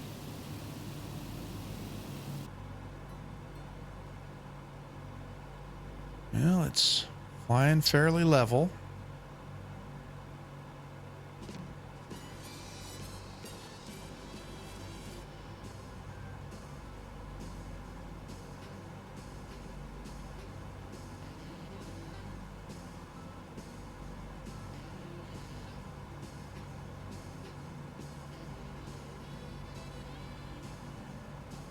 Oh, I still don't think this thing's working right, the gyro pilot.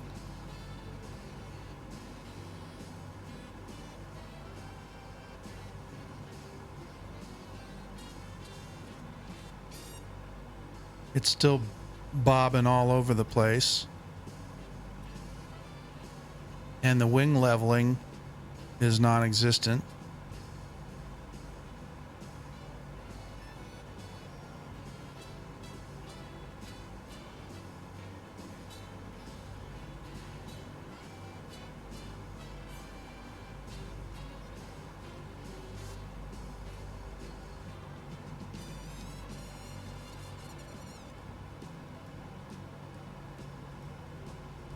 Well, I should be somewhere heading-wise around 309.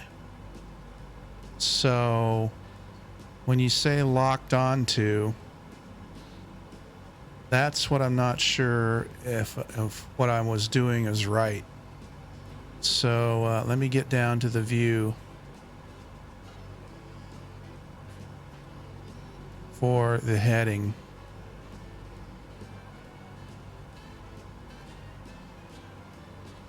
So I guess I'm not sure what the procedure was for locking onto a heading.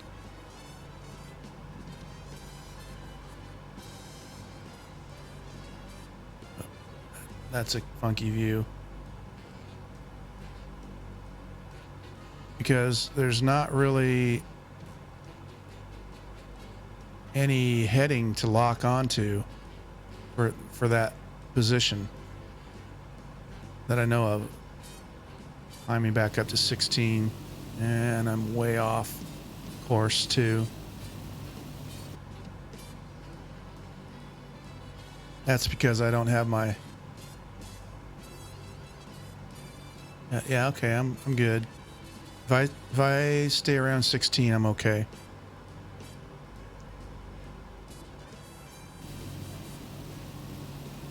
I just want to make sure I stay on course, which I'm not. Keep drifting to the left.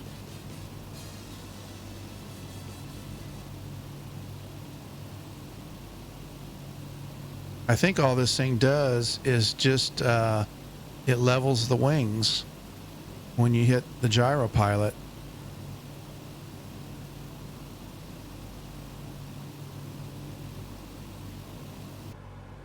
And then, see, it looks like you're going at somewhere in that neighborhood. Yeah.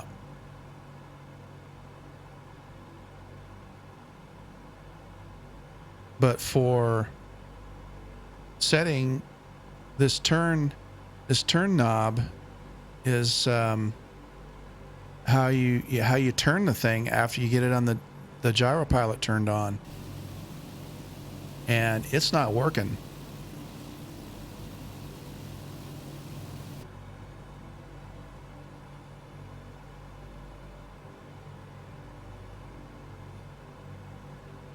As far as I know.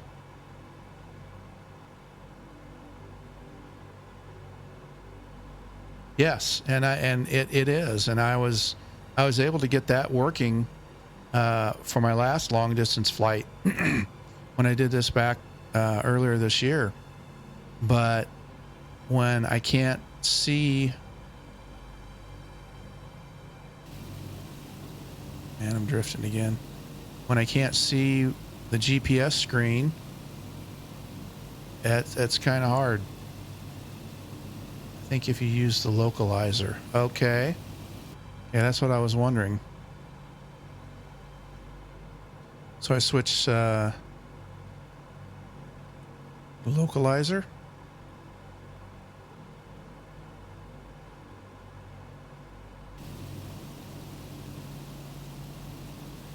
Does that lock my wings straight?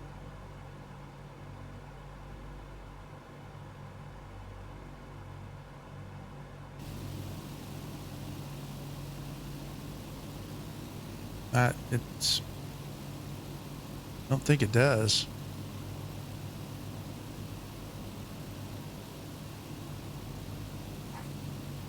Or off course I am. Yep. Still need to go to the right.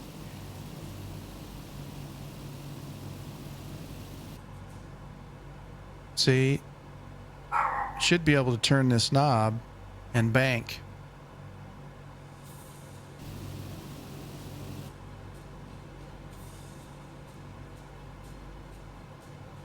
Bank to the right.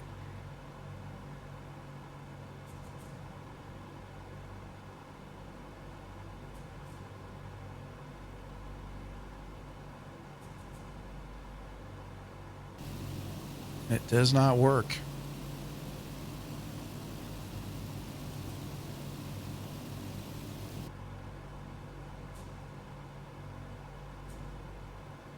I don't remember what it was I need to do.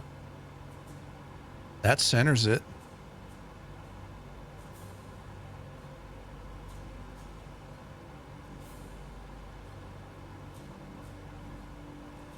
Well, first of all, the gyro pilot's not even on.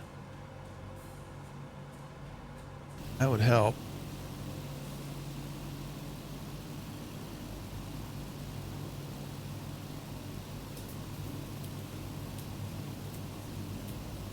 Oh, hey, Phlox, about the same. The gyro pilot is not really working. All right, let's turn that off. Let's turn this back on.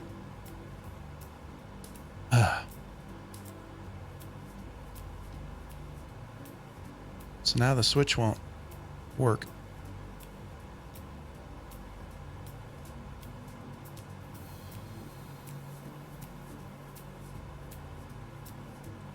I think I gotta go back to gyro pilot. That's why. Okay, so turn this on. Gauge the clutch.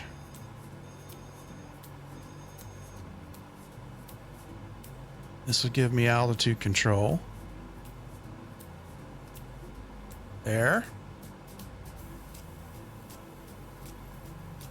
And then make this go to localizer. See what that does.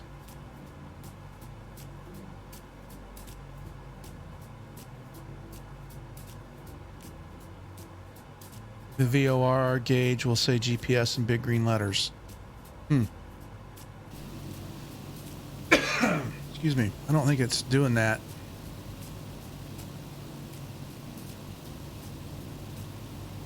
See, when I used to do this, once I did what I just did right there with all that, it would lock it in. It would lock the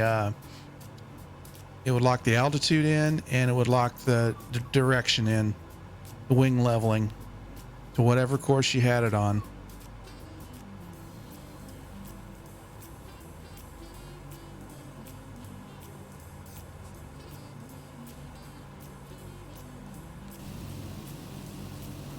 And now it's still drifting.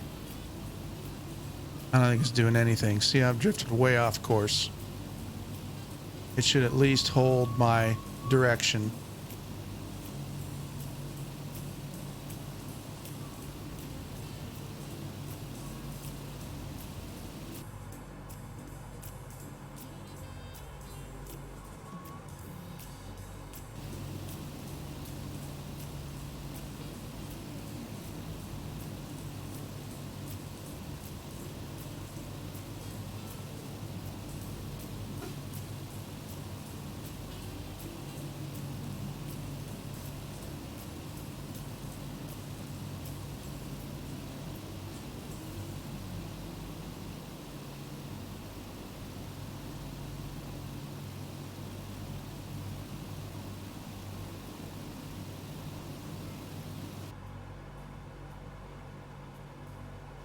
Well, at least we're still somewhere in the vicinity of 16,000.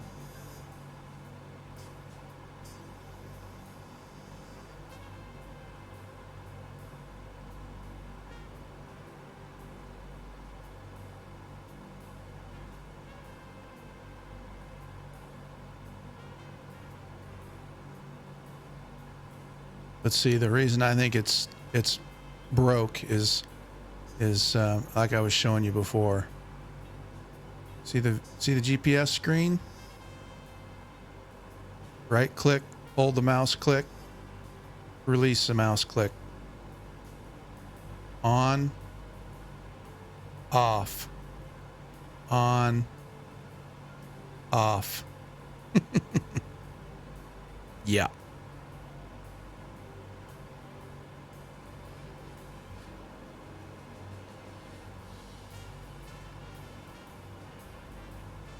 If I could just get the gyro pilot to work, that would give me the opportunity once an hour to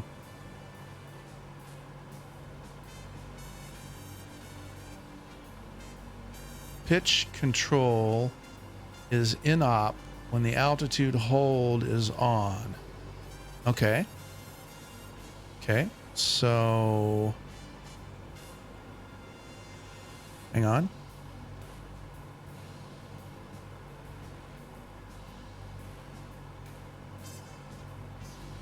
So there's the altitude hold. Turn it off. And then let's watch we're flying straight and level right now. So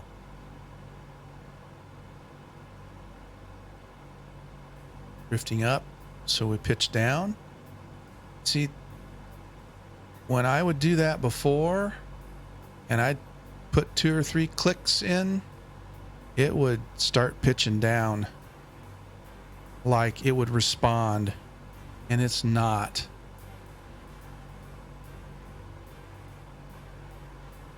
So what I'm going to do is, now we're getting back towards level flight. I'm going to turn that back on and lock that in.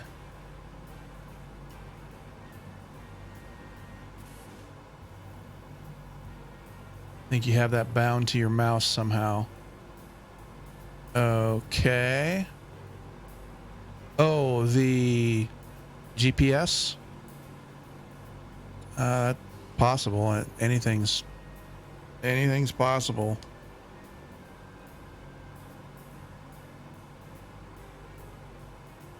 I'll have to go in and look at bindings. It wouldn't be the first time I've had problems with bindings that got turned on when they shouldn't have been. And now I'm probably drifting clear to the left again. Yep.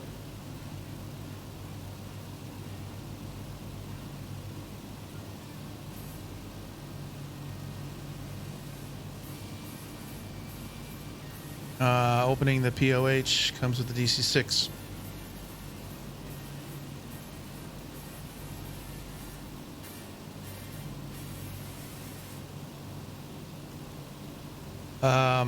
Okay, Phlox. Hopefully that'll help. Maybe it'll shine some light on something. But when I rode up, I'm doing the same procedure I did when I flew this thing. When I flew it from Goose Bay to Reykjavik and Reykjavik to Scotland and Ireland last time. And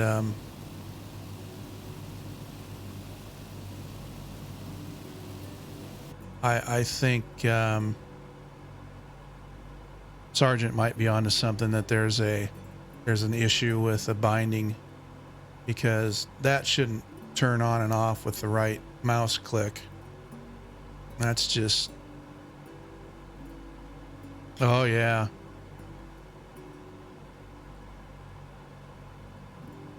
They certainly have, I'm telling you. They bit off more than they could chew by wasting their time on the Reno air races and instead of fixing stuff and making sure stuff wasn't broke when it came out. Okay, I'm done ranting. Then we have this beautiful view right here. So rant over.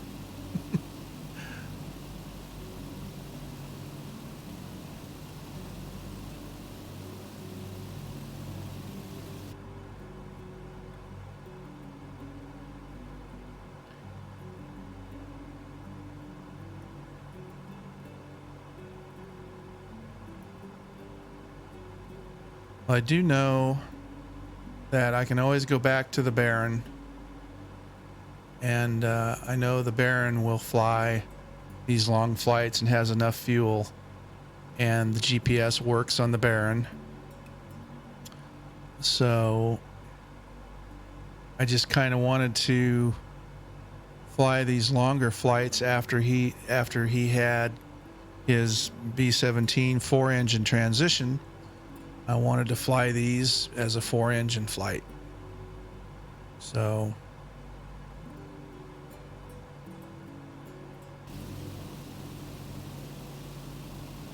just can't have nice things.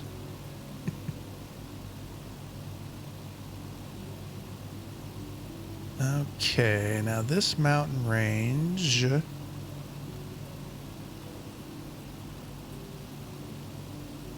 I'm thinking we can avoid or go around a little bit. We stay just to the left of it.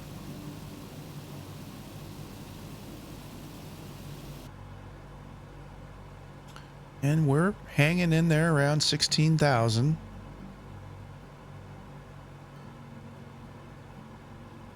Not, you know, if I stay within 200 or 300 feet on either side of 16,000, I think I'll be all right.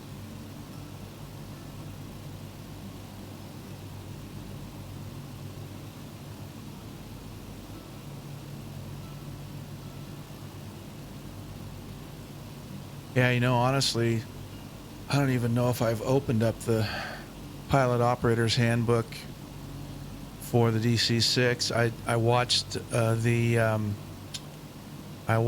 the YouTube videos quite extensively over and over. They were quite beneficial.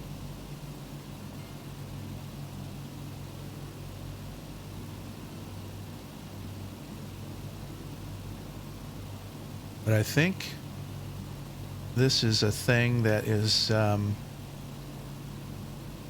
this is a bug or a bad key binding. If I can find a way to make that GPS screen show up all the time,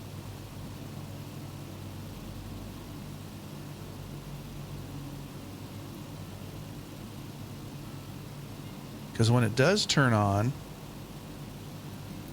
it shows the uploaded flight plan. So if I back out a little bit and zoom over, see,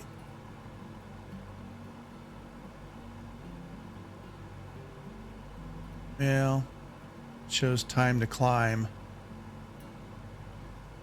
I was thinking it showed the correct codes, but maybe it doesn't.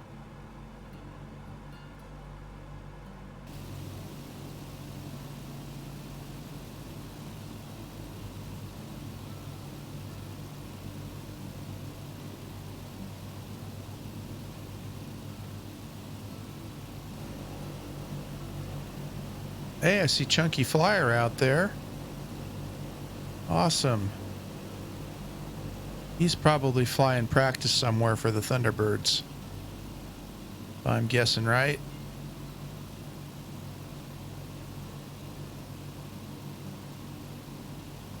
I think I was flying one of his liveries last night for the X-Cub.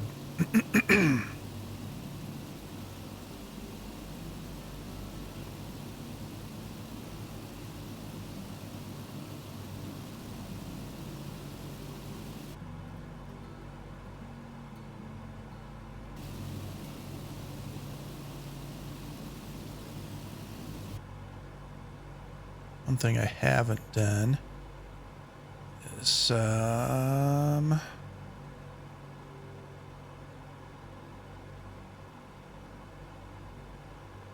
everything's green on the engine checklists.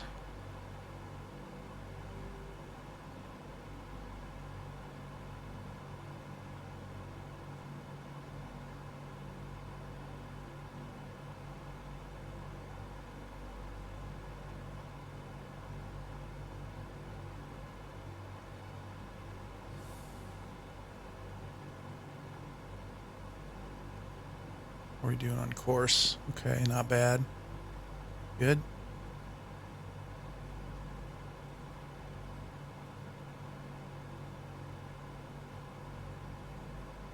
Because last time I flew this, when I did it in Facebook a few months ago, I didn't fly the DC-6 until, I think it wasn't until the leg from Goose Bay to Reykjavik, because the DC-6 had just come out and I hadn't gotten the livery done yet. I wanted to have the livery done.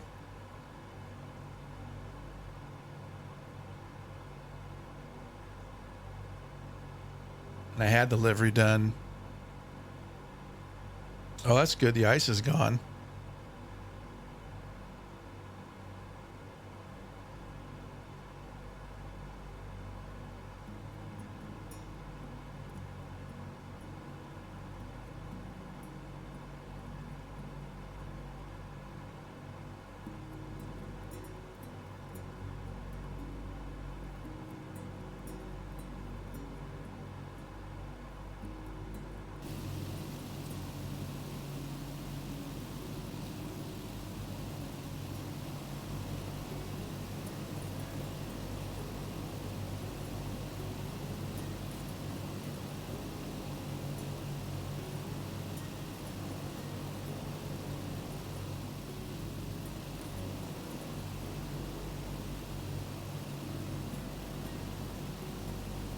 There's a nice shot. Beautiful.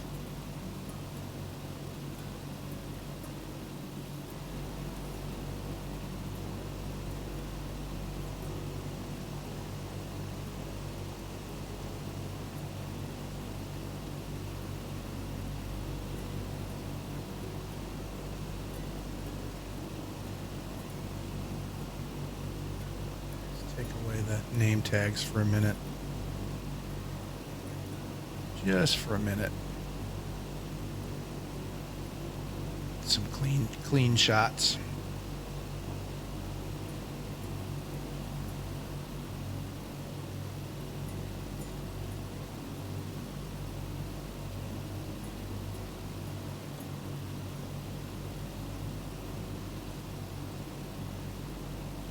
Oh, you're going to send me some sections of the manual?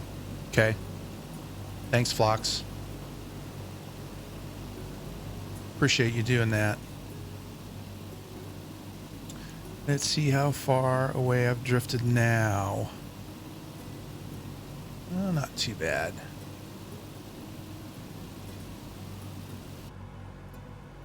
Still at 16, give or take. Yep.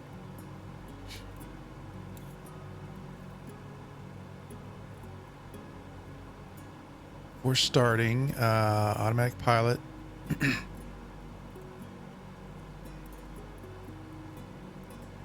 Starting a 12 autopilot switch off. Altitude control switch off. Turn knob in center detent position. First. Aileron trim control knob centered. Automatic approach controller gyropilot.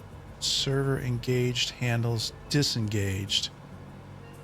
Okay. After starting,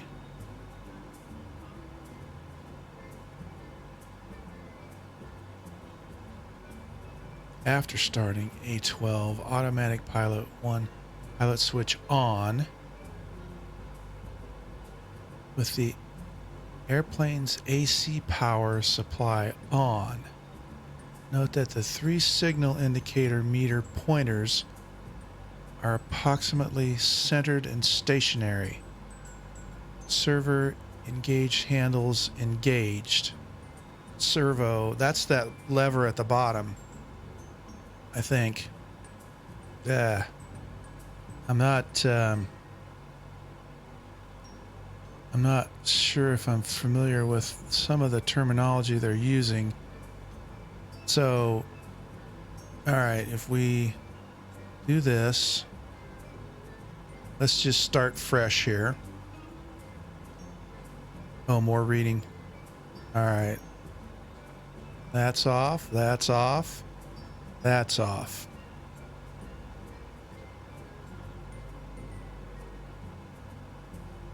Automatic pilot switch off. That is off. Altitude control switch off. Altitude control switch off. Oh my goodness. Can't read and fly it that much.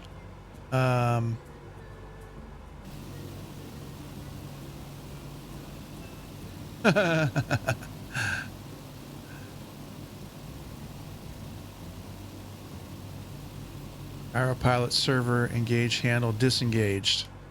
Yep. That's the server. Autopilot server handle. Okay. After starting. Autopilot switch on.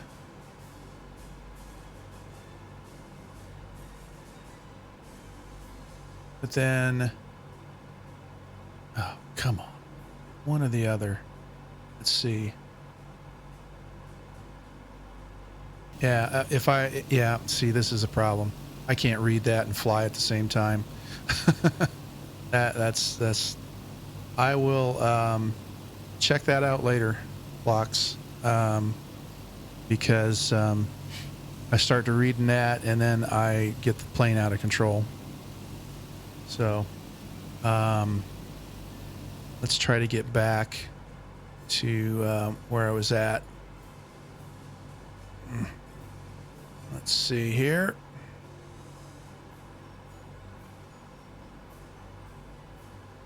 Wildly out of control.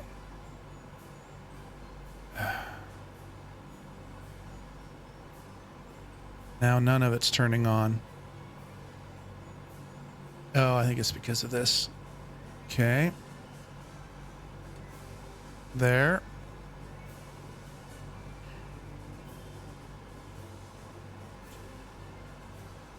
And then we've got to... Yay me Christmas.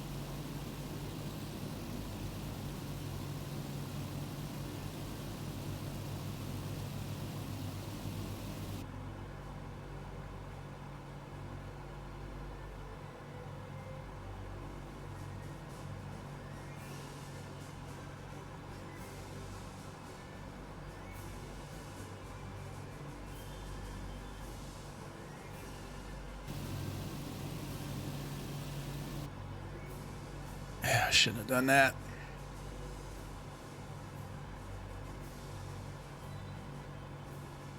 Okay, I'm gonna retrim out here.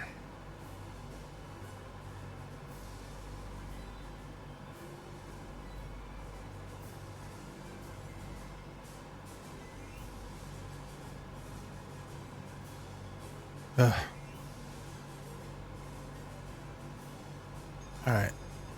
Then we do that. Then we do this. Let's see if it'll level out.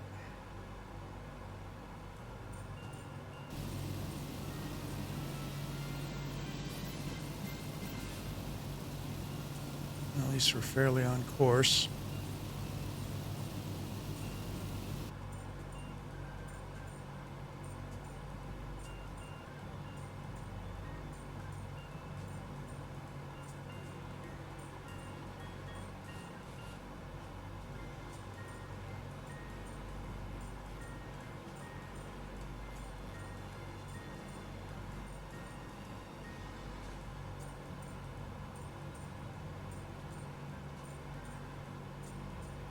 And now it's bouncing around again. All right.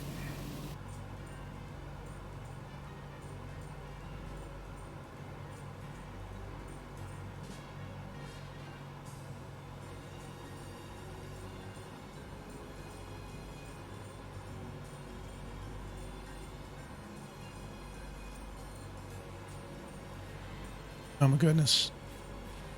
Yep.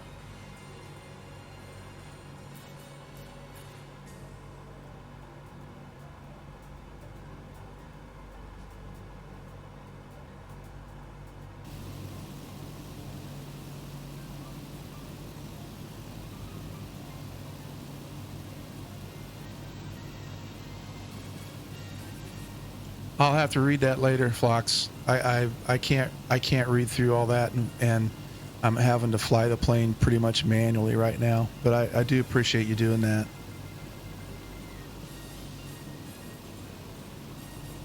I'll have to go and read all that. I pretty much had it condensed all down when I looked at the videos on YouTube that Rob did. And it comes down to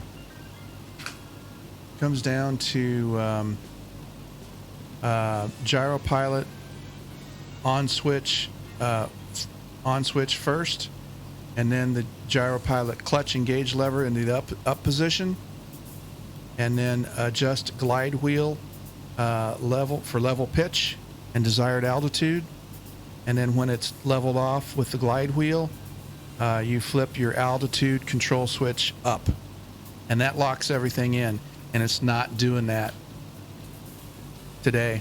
I don't know why. It's not doing it like it did before anyway. So,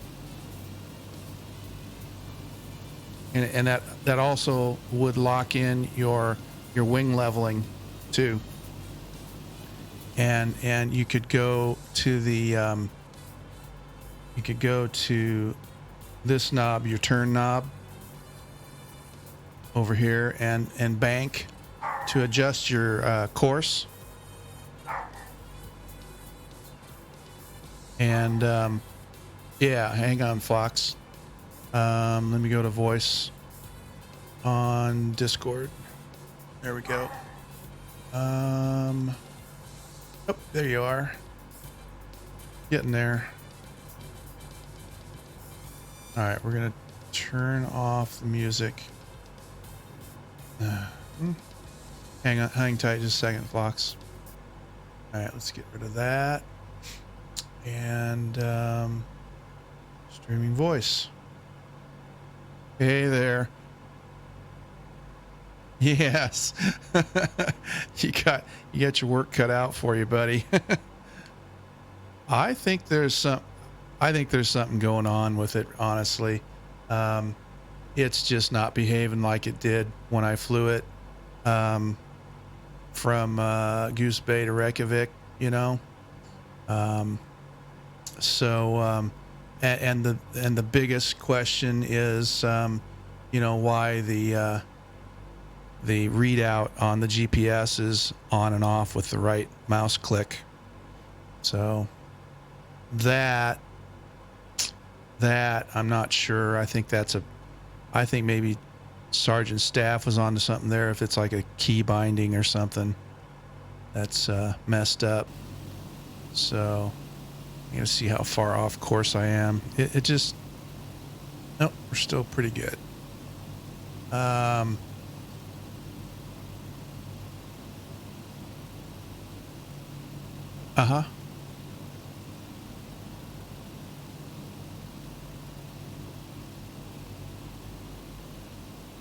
Sure. Okay. All right, let's try it. Yep. Yep. Yep. Now, what do they mean by pilot switch? Because I'm not sure what they're referring to there. I think it means gyro pilot switch.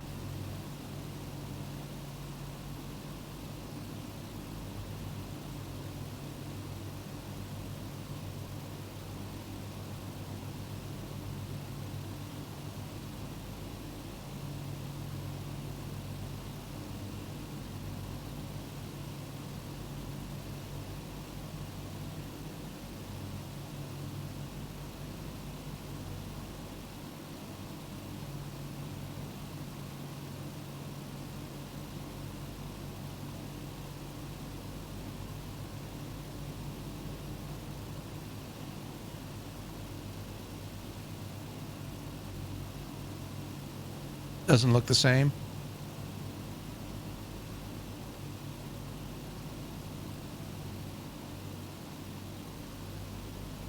If you look at my screen right now in the cockpit, I tell you which one I think it is they're referring to.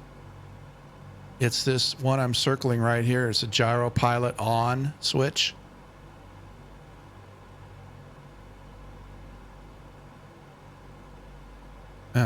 Okay. Bummer. And then it's probably going to be about a minute delay too.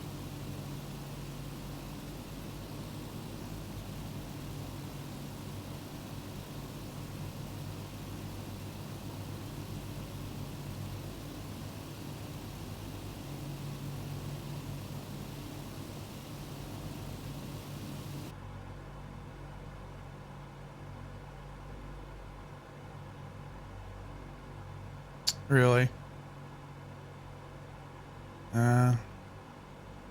I think it's... Huh. Yeah, it's... I got my laptop going over here too. It's doing the same thing. Yep.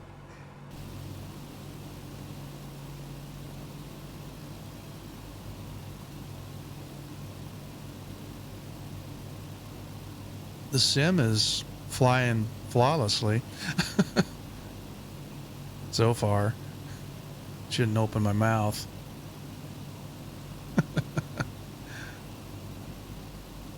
I'm getting back on the magenta line anyway. Good.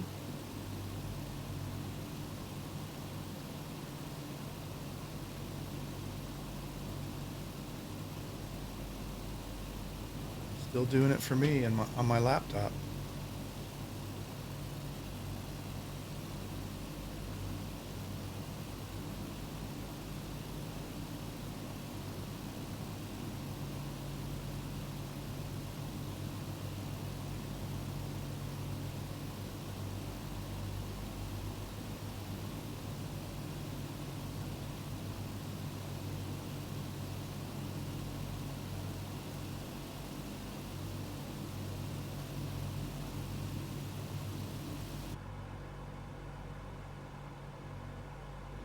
What's that?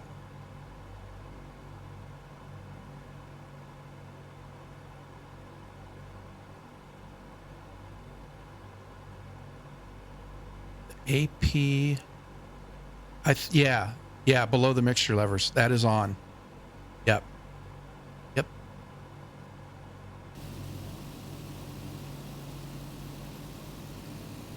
Yeah, and it's not doing.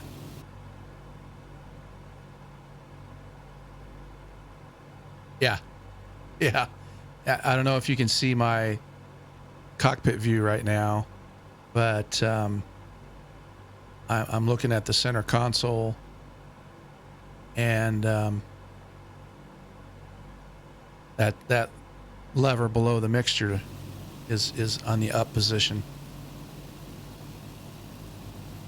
It's go ahead.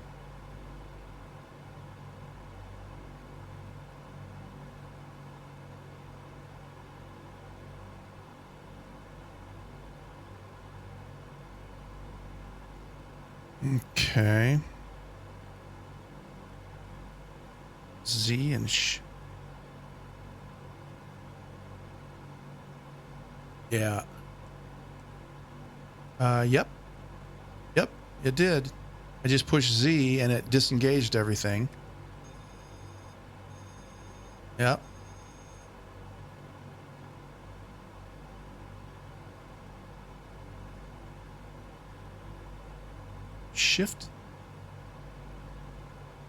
Shift Z. Yeah.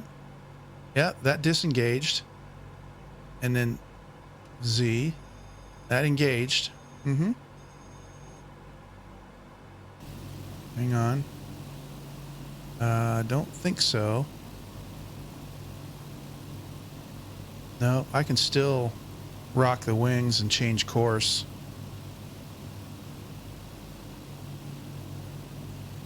Just making sure I'm...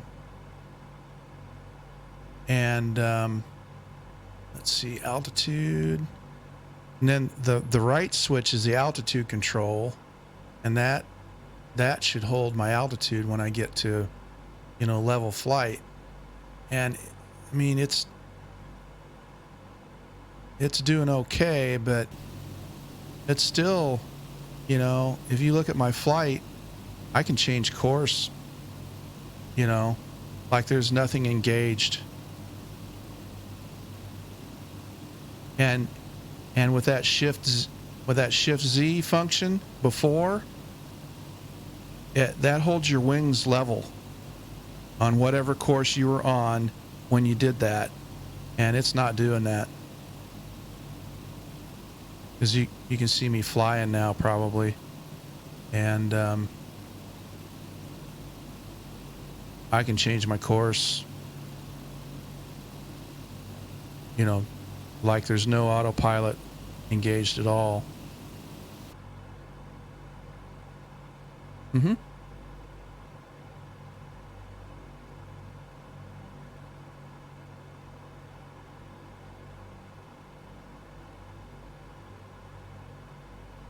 Yeah, turn it to localizer.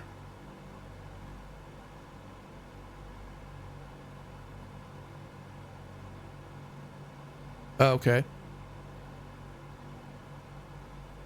An approach. So from left to right, it's gyropilot, localizer, and approach. And right now I'm on gyropilot. Yeah. Yeah. Trying to get a better look at that one. There. But yeah, it's on. Make sure I'm not drifting. And I've tried it on localizer also. Now, what I recall is to get the GPS to sync with the gyropilot, you had to turn it to localizer. So, and then also, as I recall, with the way I have my levers set now with gyropilot and altitude control on, you see this big knob in the middle that says turn. All I'd have to do is just click that a little bit to the right or to the left, and that would change my course. That would bank me to the left or to the right as needed, and then I just hit the button that's above it, and it recenters it again, and you can change your course at the same altitude that you're at. And that is non-functional right now. So, what else? Is there anything else on there that might be a clue?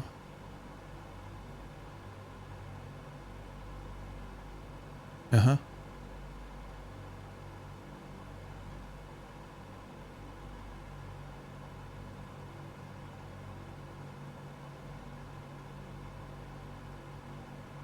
Yep.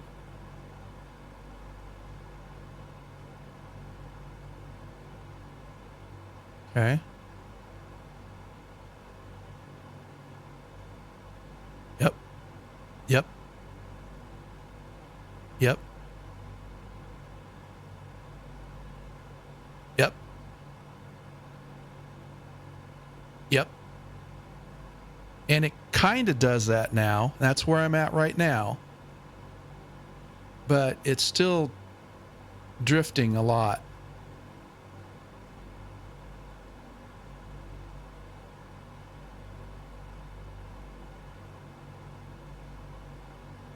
Mm-hmm.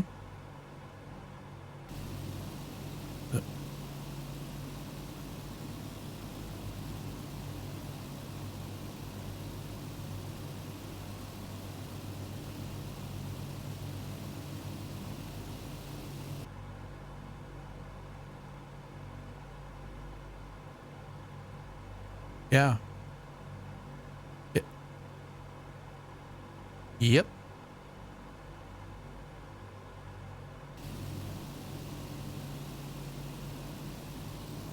once you get the order down, it's fairly simple.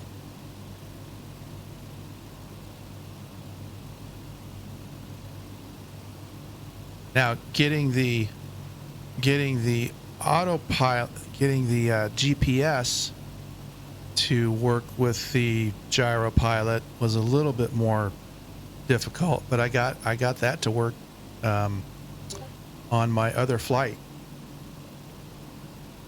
So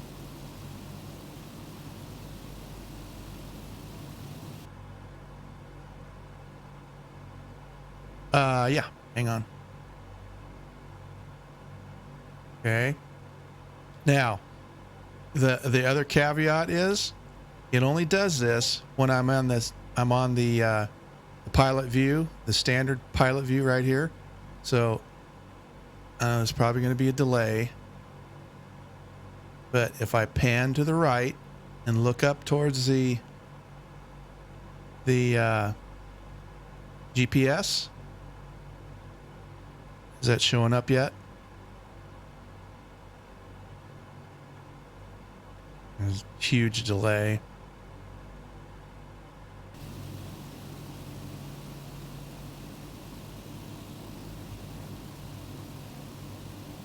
Yeah. Probably going to take a minute to catch up. But when it does catch up, if you see the screen of the GPS light up, that means I'm pushing and holding on the right mouse button. Off. On. Off.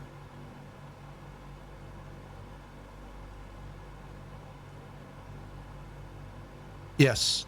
Yeah. Not unlike what we did. Trying to find the panning view and fix that. Yeah. But you'll see it in a minute. You'll see the GPS screen flash on and off. Don't.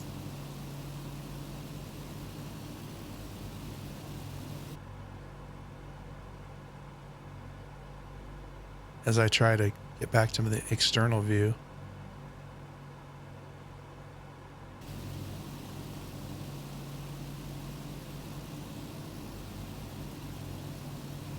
Yeah, Sigma Claus, thank you for stopping in and saying hello. Appreciate it.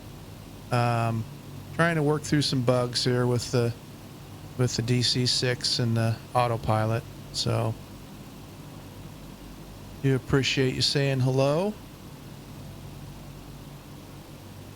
And one of these gaps up ahead here in the mountains, that's what I got to shoot for.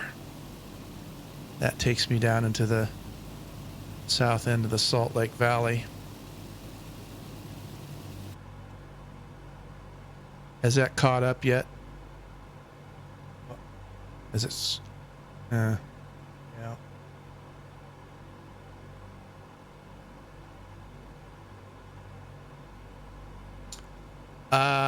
The transport version. I think that's the A. Can't remember. Yeah.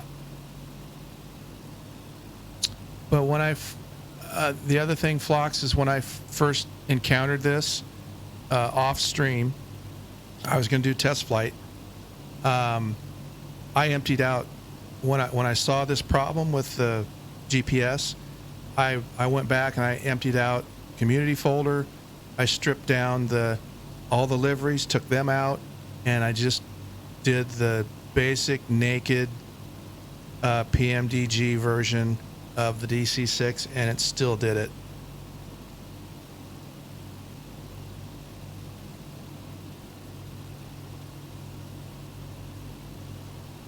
I think so, yes.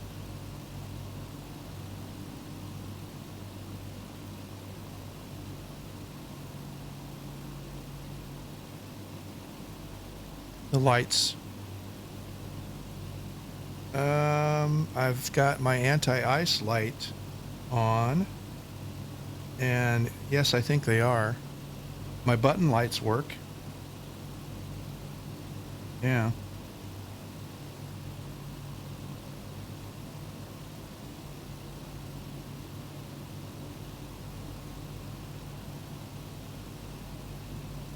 Let's put it this way. They were working when I flew this morning with you. Now they don't appear to be for some reason, but I think it's because they don't have a GPS to talk to. So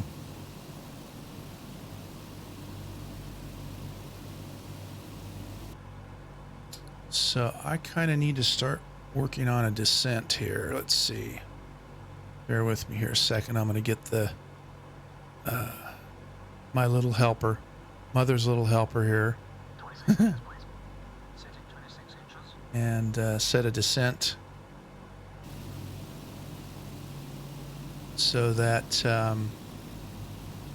this little gap here that's right ahead of me right now, I don't know if you can see it. It's I'm getting the big delay again.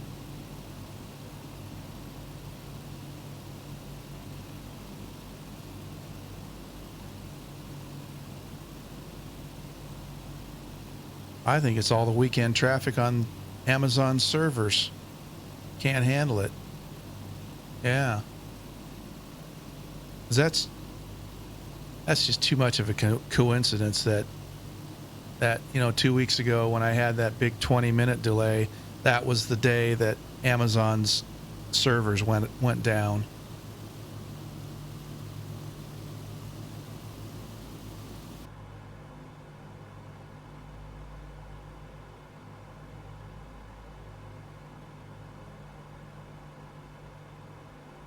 Oh, yeah? Yeah.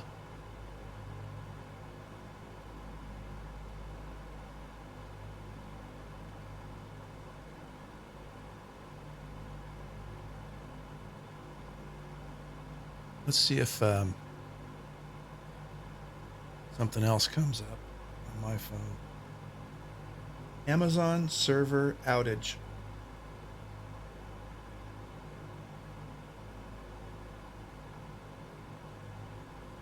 Well, let's see. Around 16,000.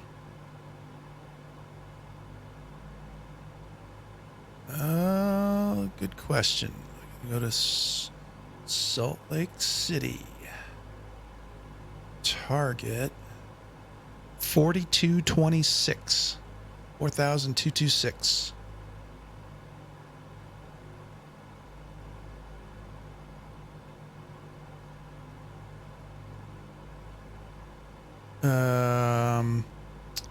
I don't know my ground speed, but my airspeed is around 200.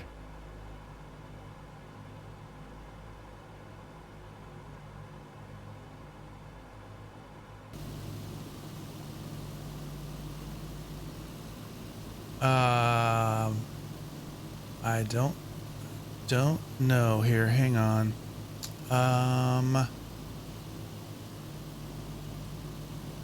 Golly. 50 miles, maybe? Total guess. I have no idea.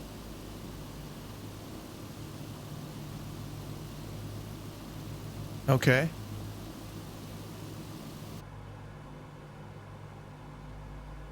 Okay.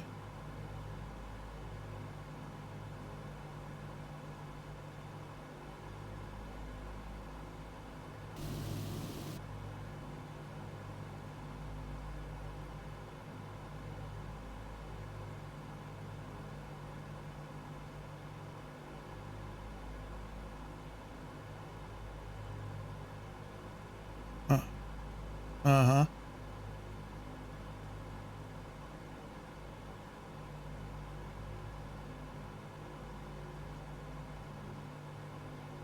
Oh, cool.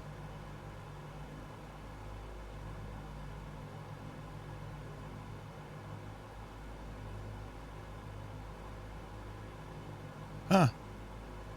That's I'm about 700 feet per minute right now, so we'll see. I may have the error in that calculation may be the distance. Yeah, I don't remember how to use that distance thing on little nav map. But the thing is, I'm not going in a direct line either at the moment. Okay. Control key, left mouse button. Yeah. Oh, yeah. Okay. Gotcha. 55 nautical miles. Okay. In a straight line. Okay. I wasn't too far off, was I? I'll be darned.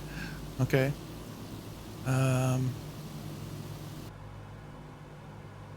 Okay.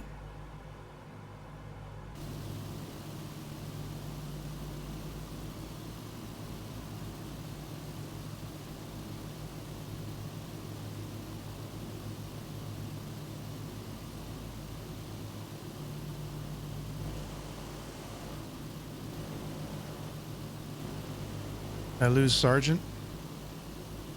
Still out there, Sergeant Staff?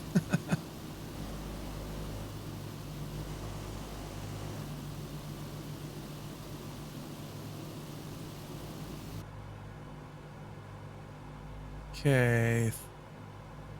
Approaching 13.5.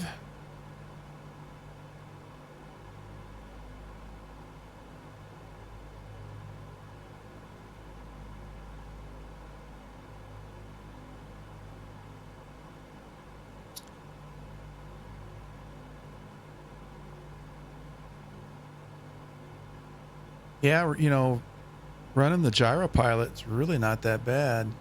Apple App Store, descent calc. Excellent.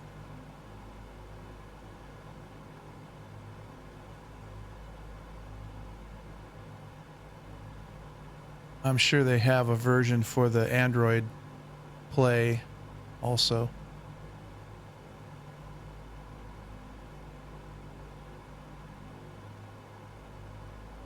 All right.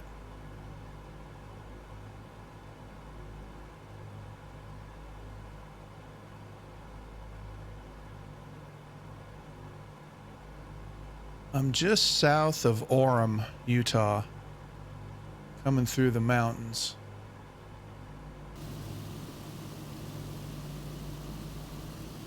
So I'm kind of going to turn to the north a little bit.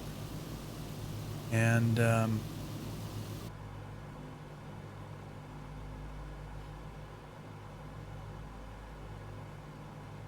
so where we're at, passing through 12,000 looks like. Okay.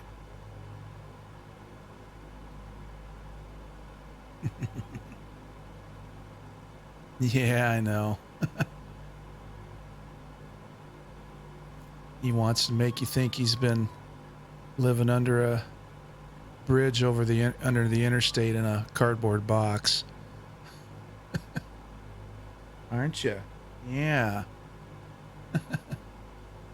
We want attention.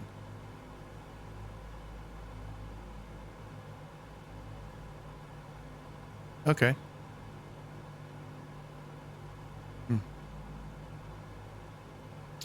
Center console. That will be the left switch next to the aileron switch. It's called Gyro Pilot.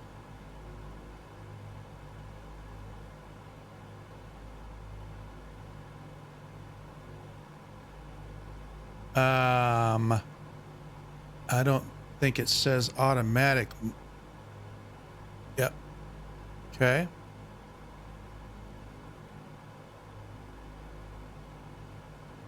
And then the servo lever, which is the next thing, that's the lever that's down below the mixtures, the mixture quadrant. The first one, it's called Gyro Pilot, I believe.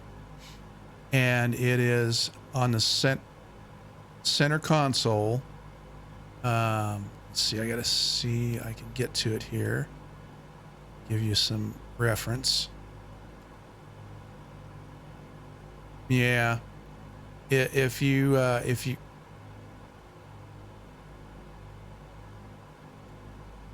it's below it,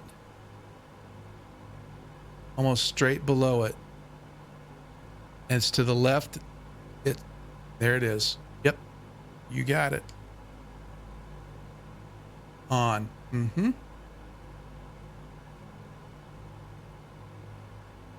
Yep, below the mixtures. Mm-hmm. Mm-hmm. That's the switch that's to the right of the gyro pilot switch. And yeah, if you're close to level flight, it should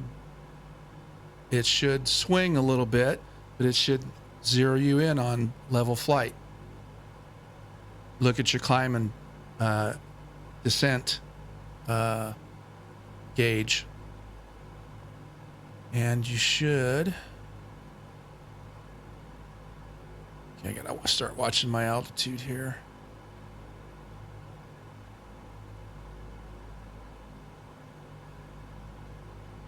And it also should lock your wings on whatever course you were on.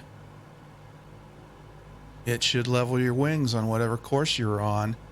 And then if you want to change course, you go to that big knob that says turn, and you give yourselves a couple clicks to the left or a couple clicks to the right, and that'll bank you left or right.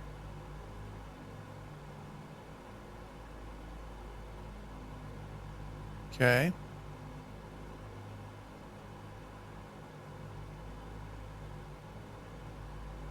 Mm-hmm.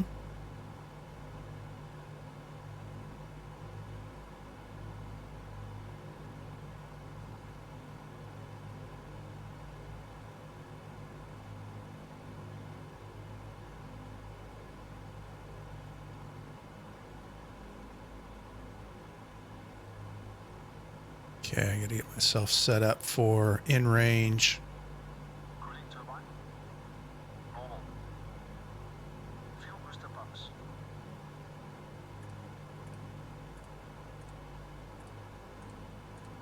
On low. Fuel tank selectors. Mains on, crossfeed off. Hydraulic bypass valve. Down. No smoking signs. On. I know. In-range checks complete.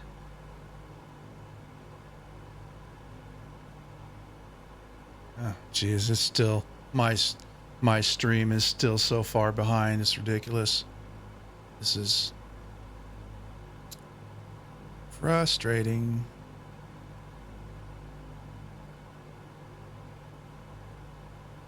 I haven't even passed through the mountain range yet.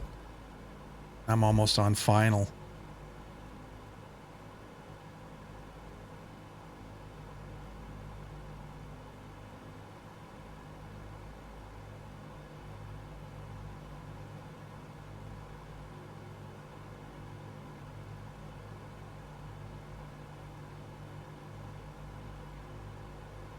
Oh, yeah, okay. Yep.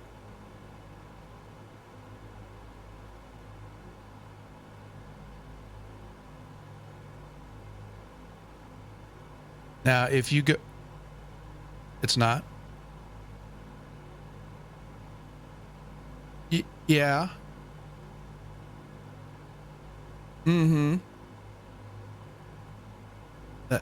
That's.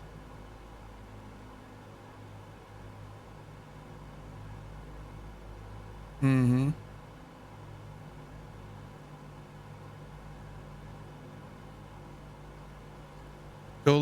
Go pan up to your GPS screen from your standard cockpit view with your right mouse. Same thing? Yeah, it's borked. Flaps 20. Setting flaps 20. It's got to be borked. Oh, well. Yeah.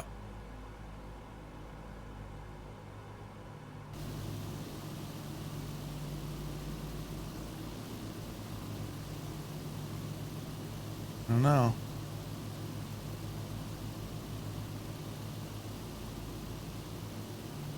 Mixtures rich, please. Auto rich. Mixtures set. Gear up and down, please. Gear up and down. Okay, gear going down.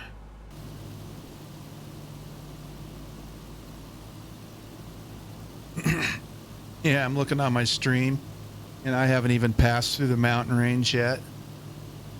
And I'm on my final approach to Salt Lake City right now. I'm a good 10 minutes behind.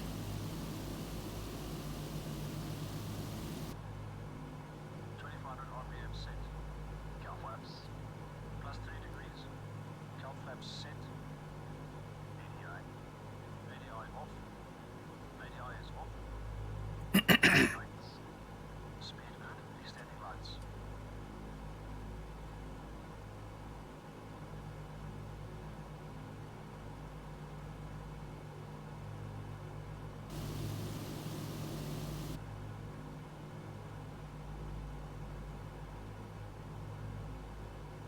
Let's see, passing through 7,000 feet.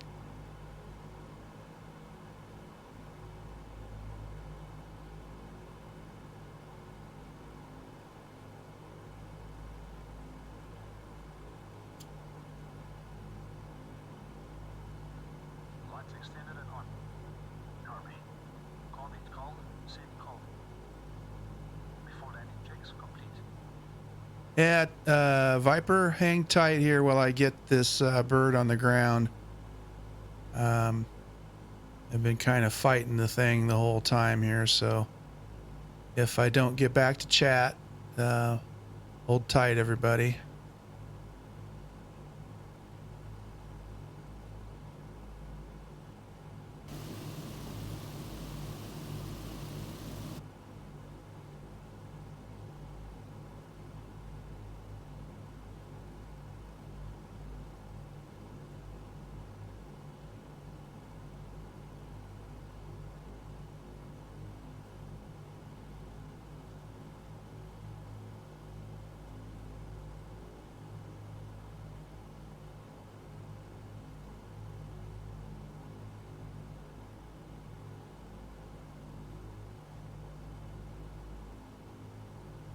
Mm-hmm.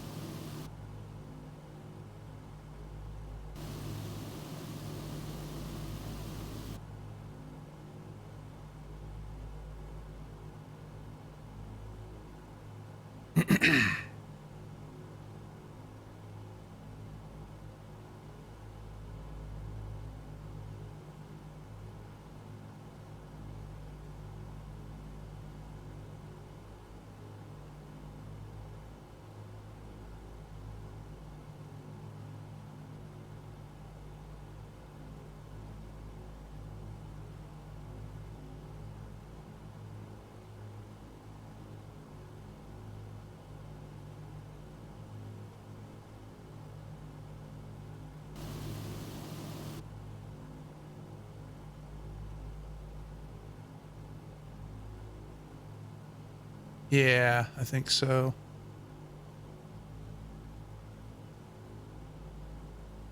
I'm on short final right now, so I'm kind of trying to keep this thing right on the edge of stall.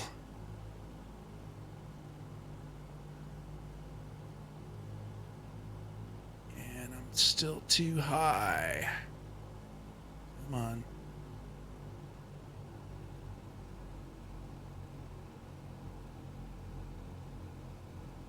You all are going to see this like 10 minutes from now. And what?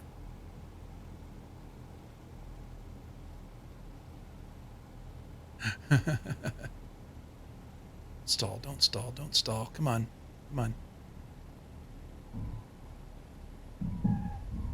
And that was actually not too bad. Minus 74. Hot dog. For all that panic. And it wasn't exactly straight down the center line, but all right.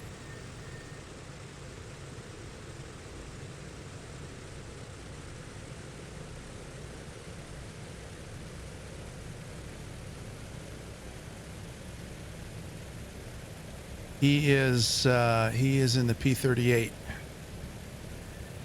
Yep. Come on, girl. Gotta steer this bus.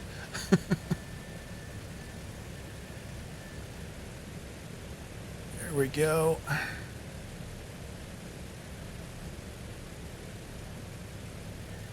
There we go. Huh.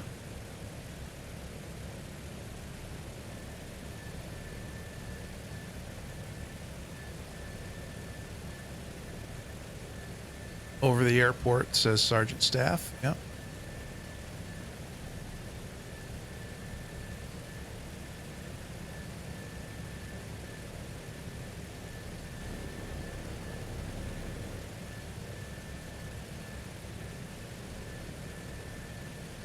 Well, I'm not sure if I'm in the right place, but this is where it's gonna get parked. Big mound of dirt here.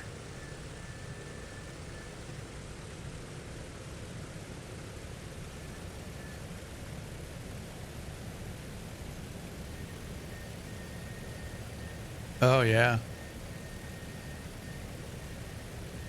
I'm probably not even on final yet in the stream. Yeah.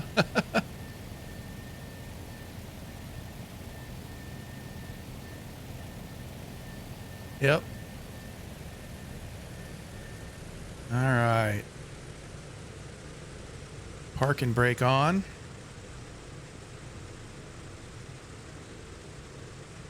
Okay.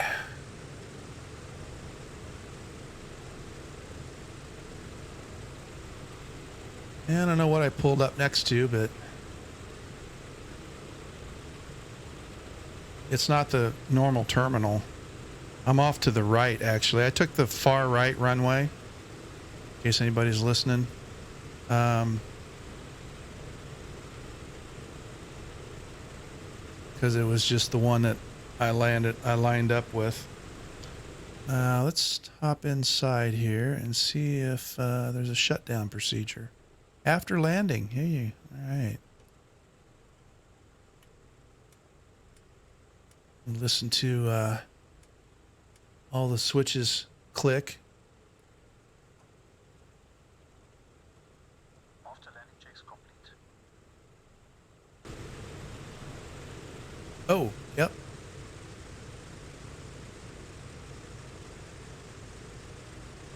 From the south? Yeah. I am not seeing you at all. Nope. Oh, I did. Oh, that's why. Sorry. That was a long time ago. Oh my gosh. Yeah, I forgot all about that. Okay, I hit it. So it takes a minute or so to come back on.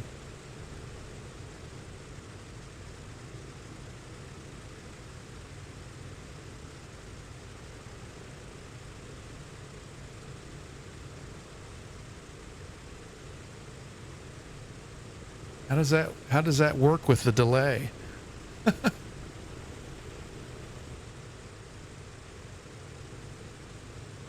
Oh yeah. Yep. Yep. Oh, I missed the photo op. Sorry. Yep. Definitely.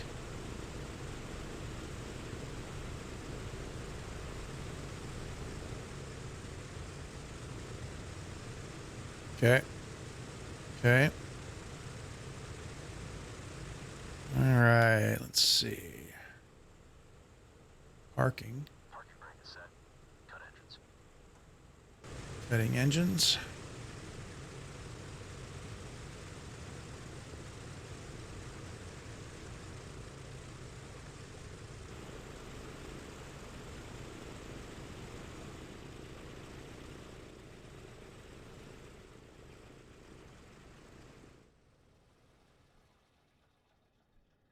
My tags are back.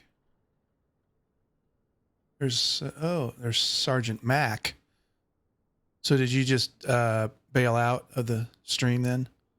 Okay. All right. Yeah. Yep. There's Sergeant Staff. There we go. Finally with it and got out in the drone here.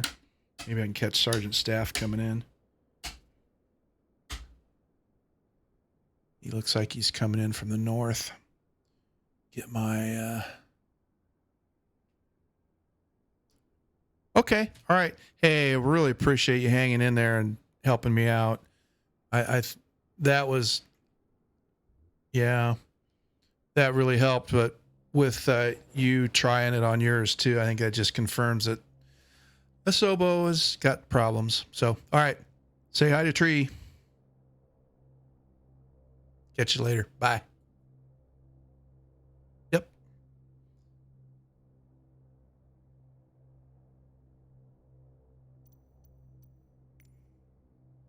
That's not what I wanted. Don't want pushback. Want the camera. Come on.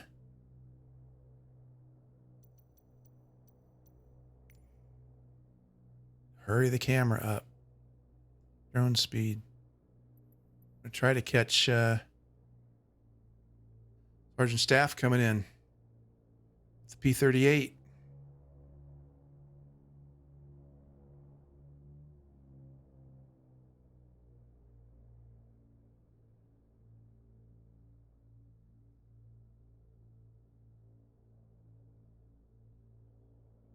Here he is.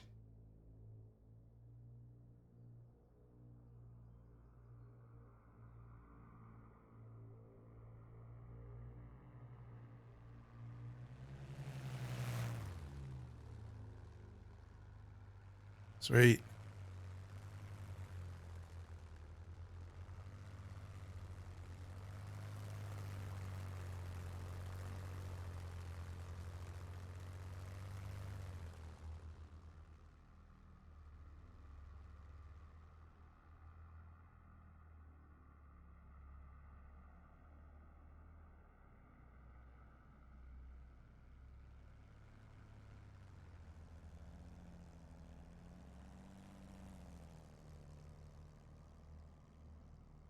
Not bad. Not bad. A little hop, but all good.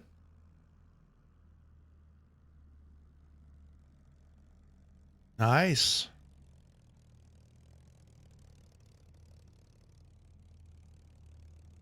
I think if you take that first road to your left there, that taxiway to your left, that'll take you right over.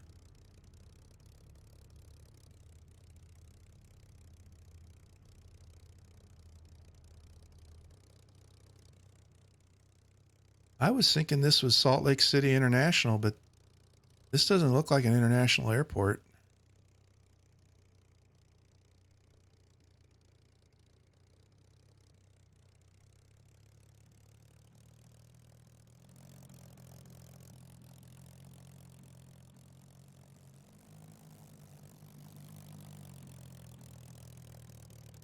Nice. I love the P-38.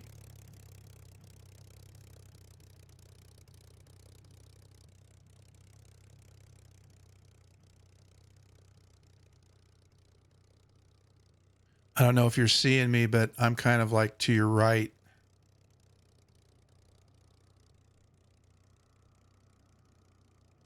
So much delay in the stream right now.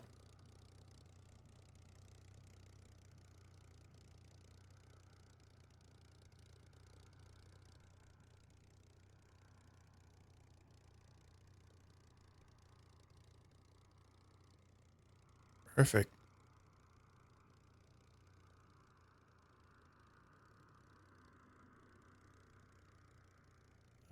right ahead of you. I don't know if you can see me or how the delay is affecting it, but you're like right behind me right now. Perfect. That looks really good.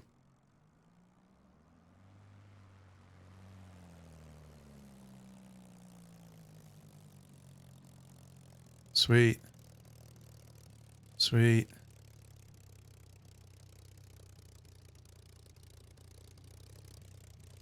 Nice. I get a shot of that. Screenshot. I gotta figure out how to bind a screenshot to my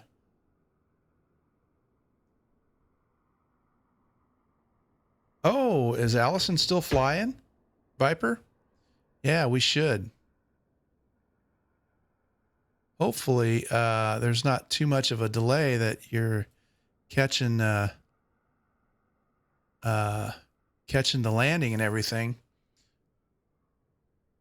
Yeah, she's still flying, definitely. I didn't realize she'd be flying that long today. Yes, 10-4, Sergeant, on the ground. Gotcha. Got a couple photos here. Let me get another one here. Look a little bit better.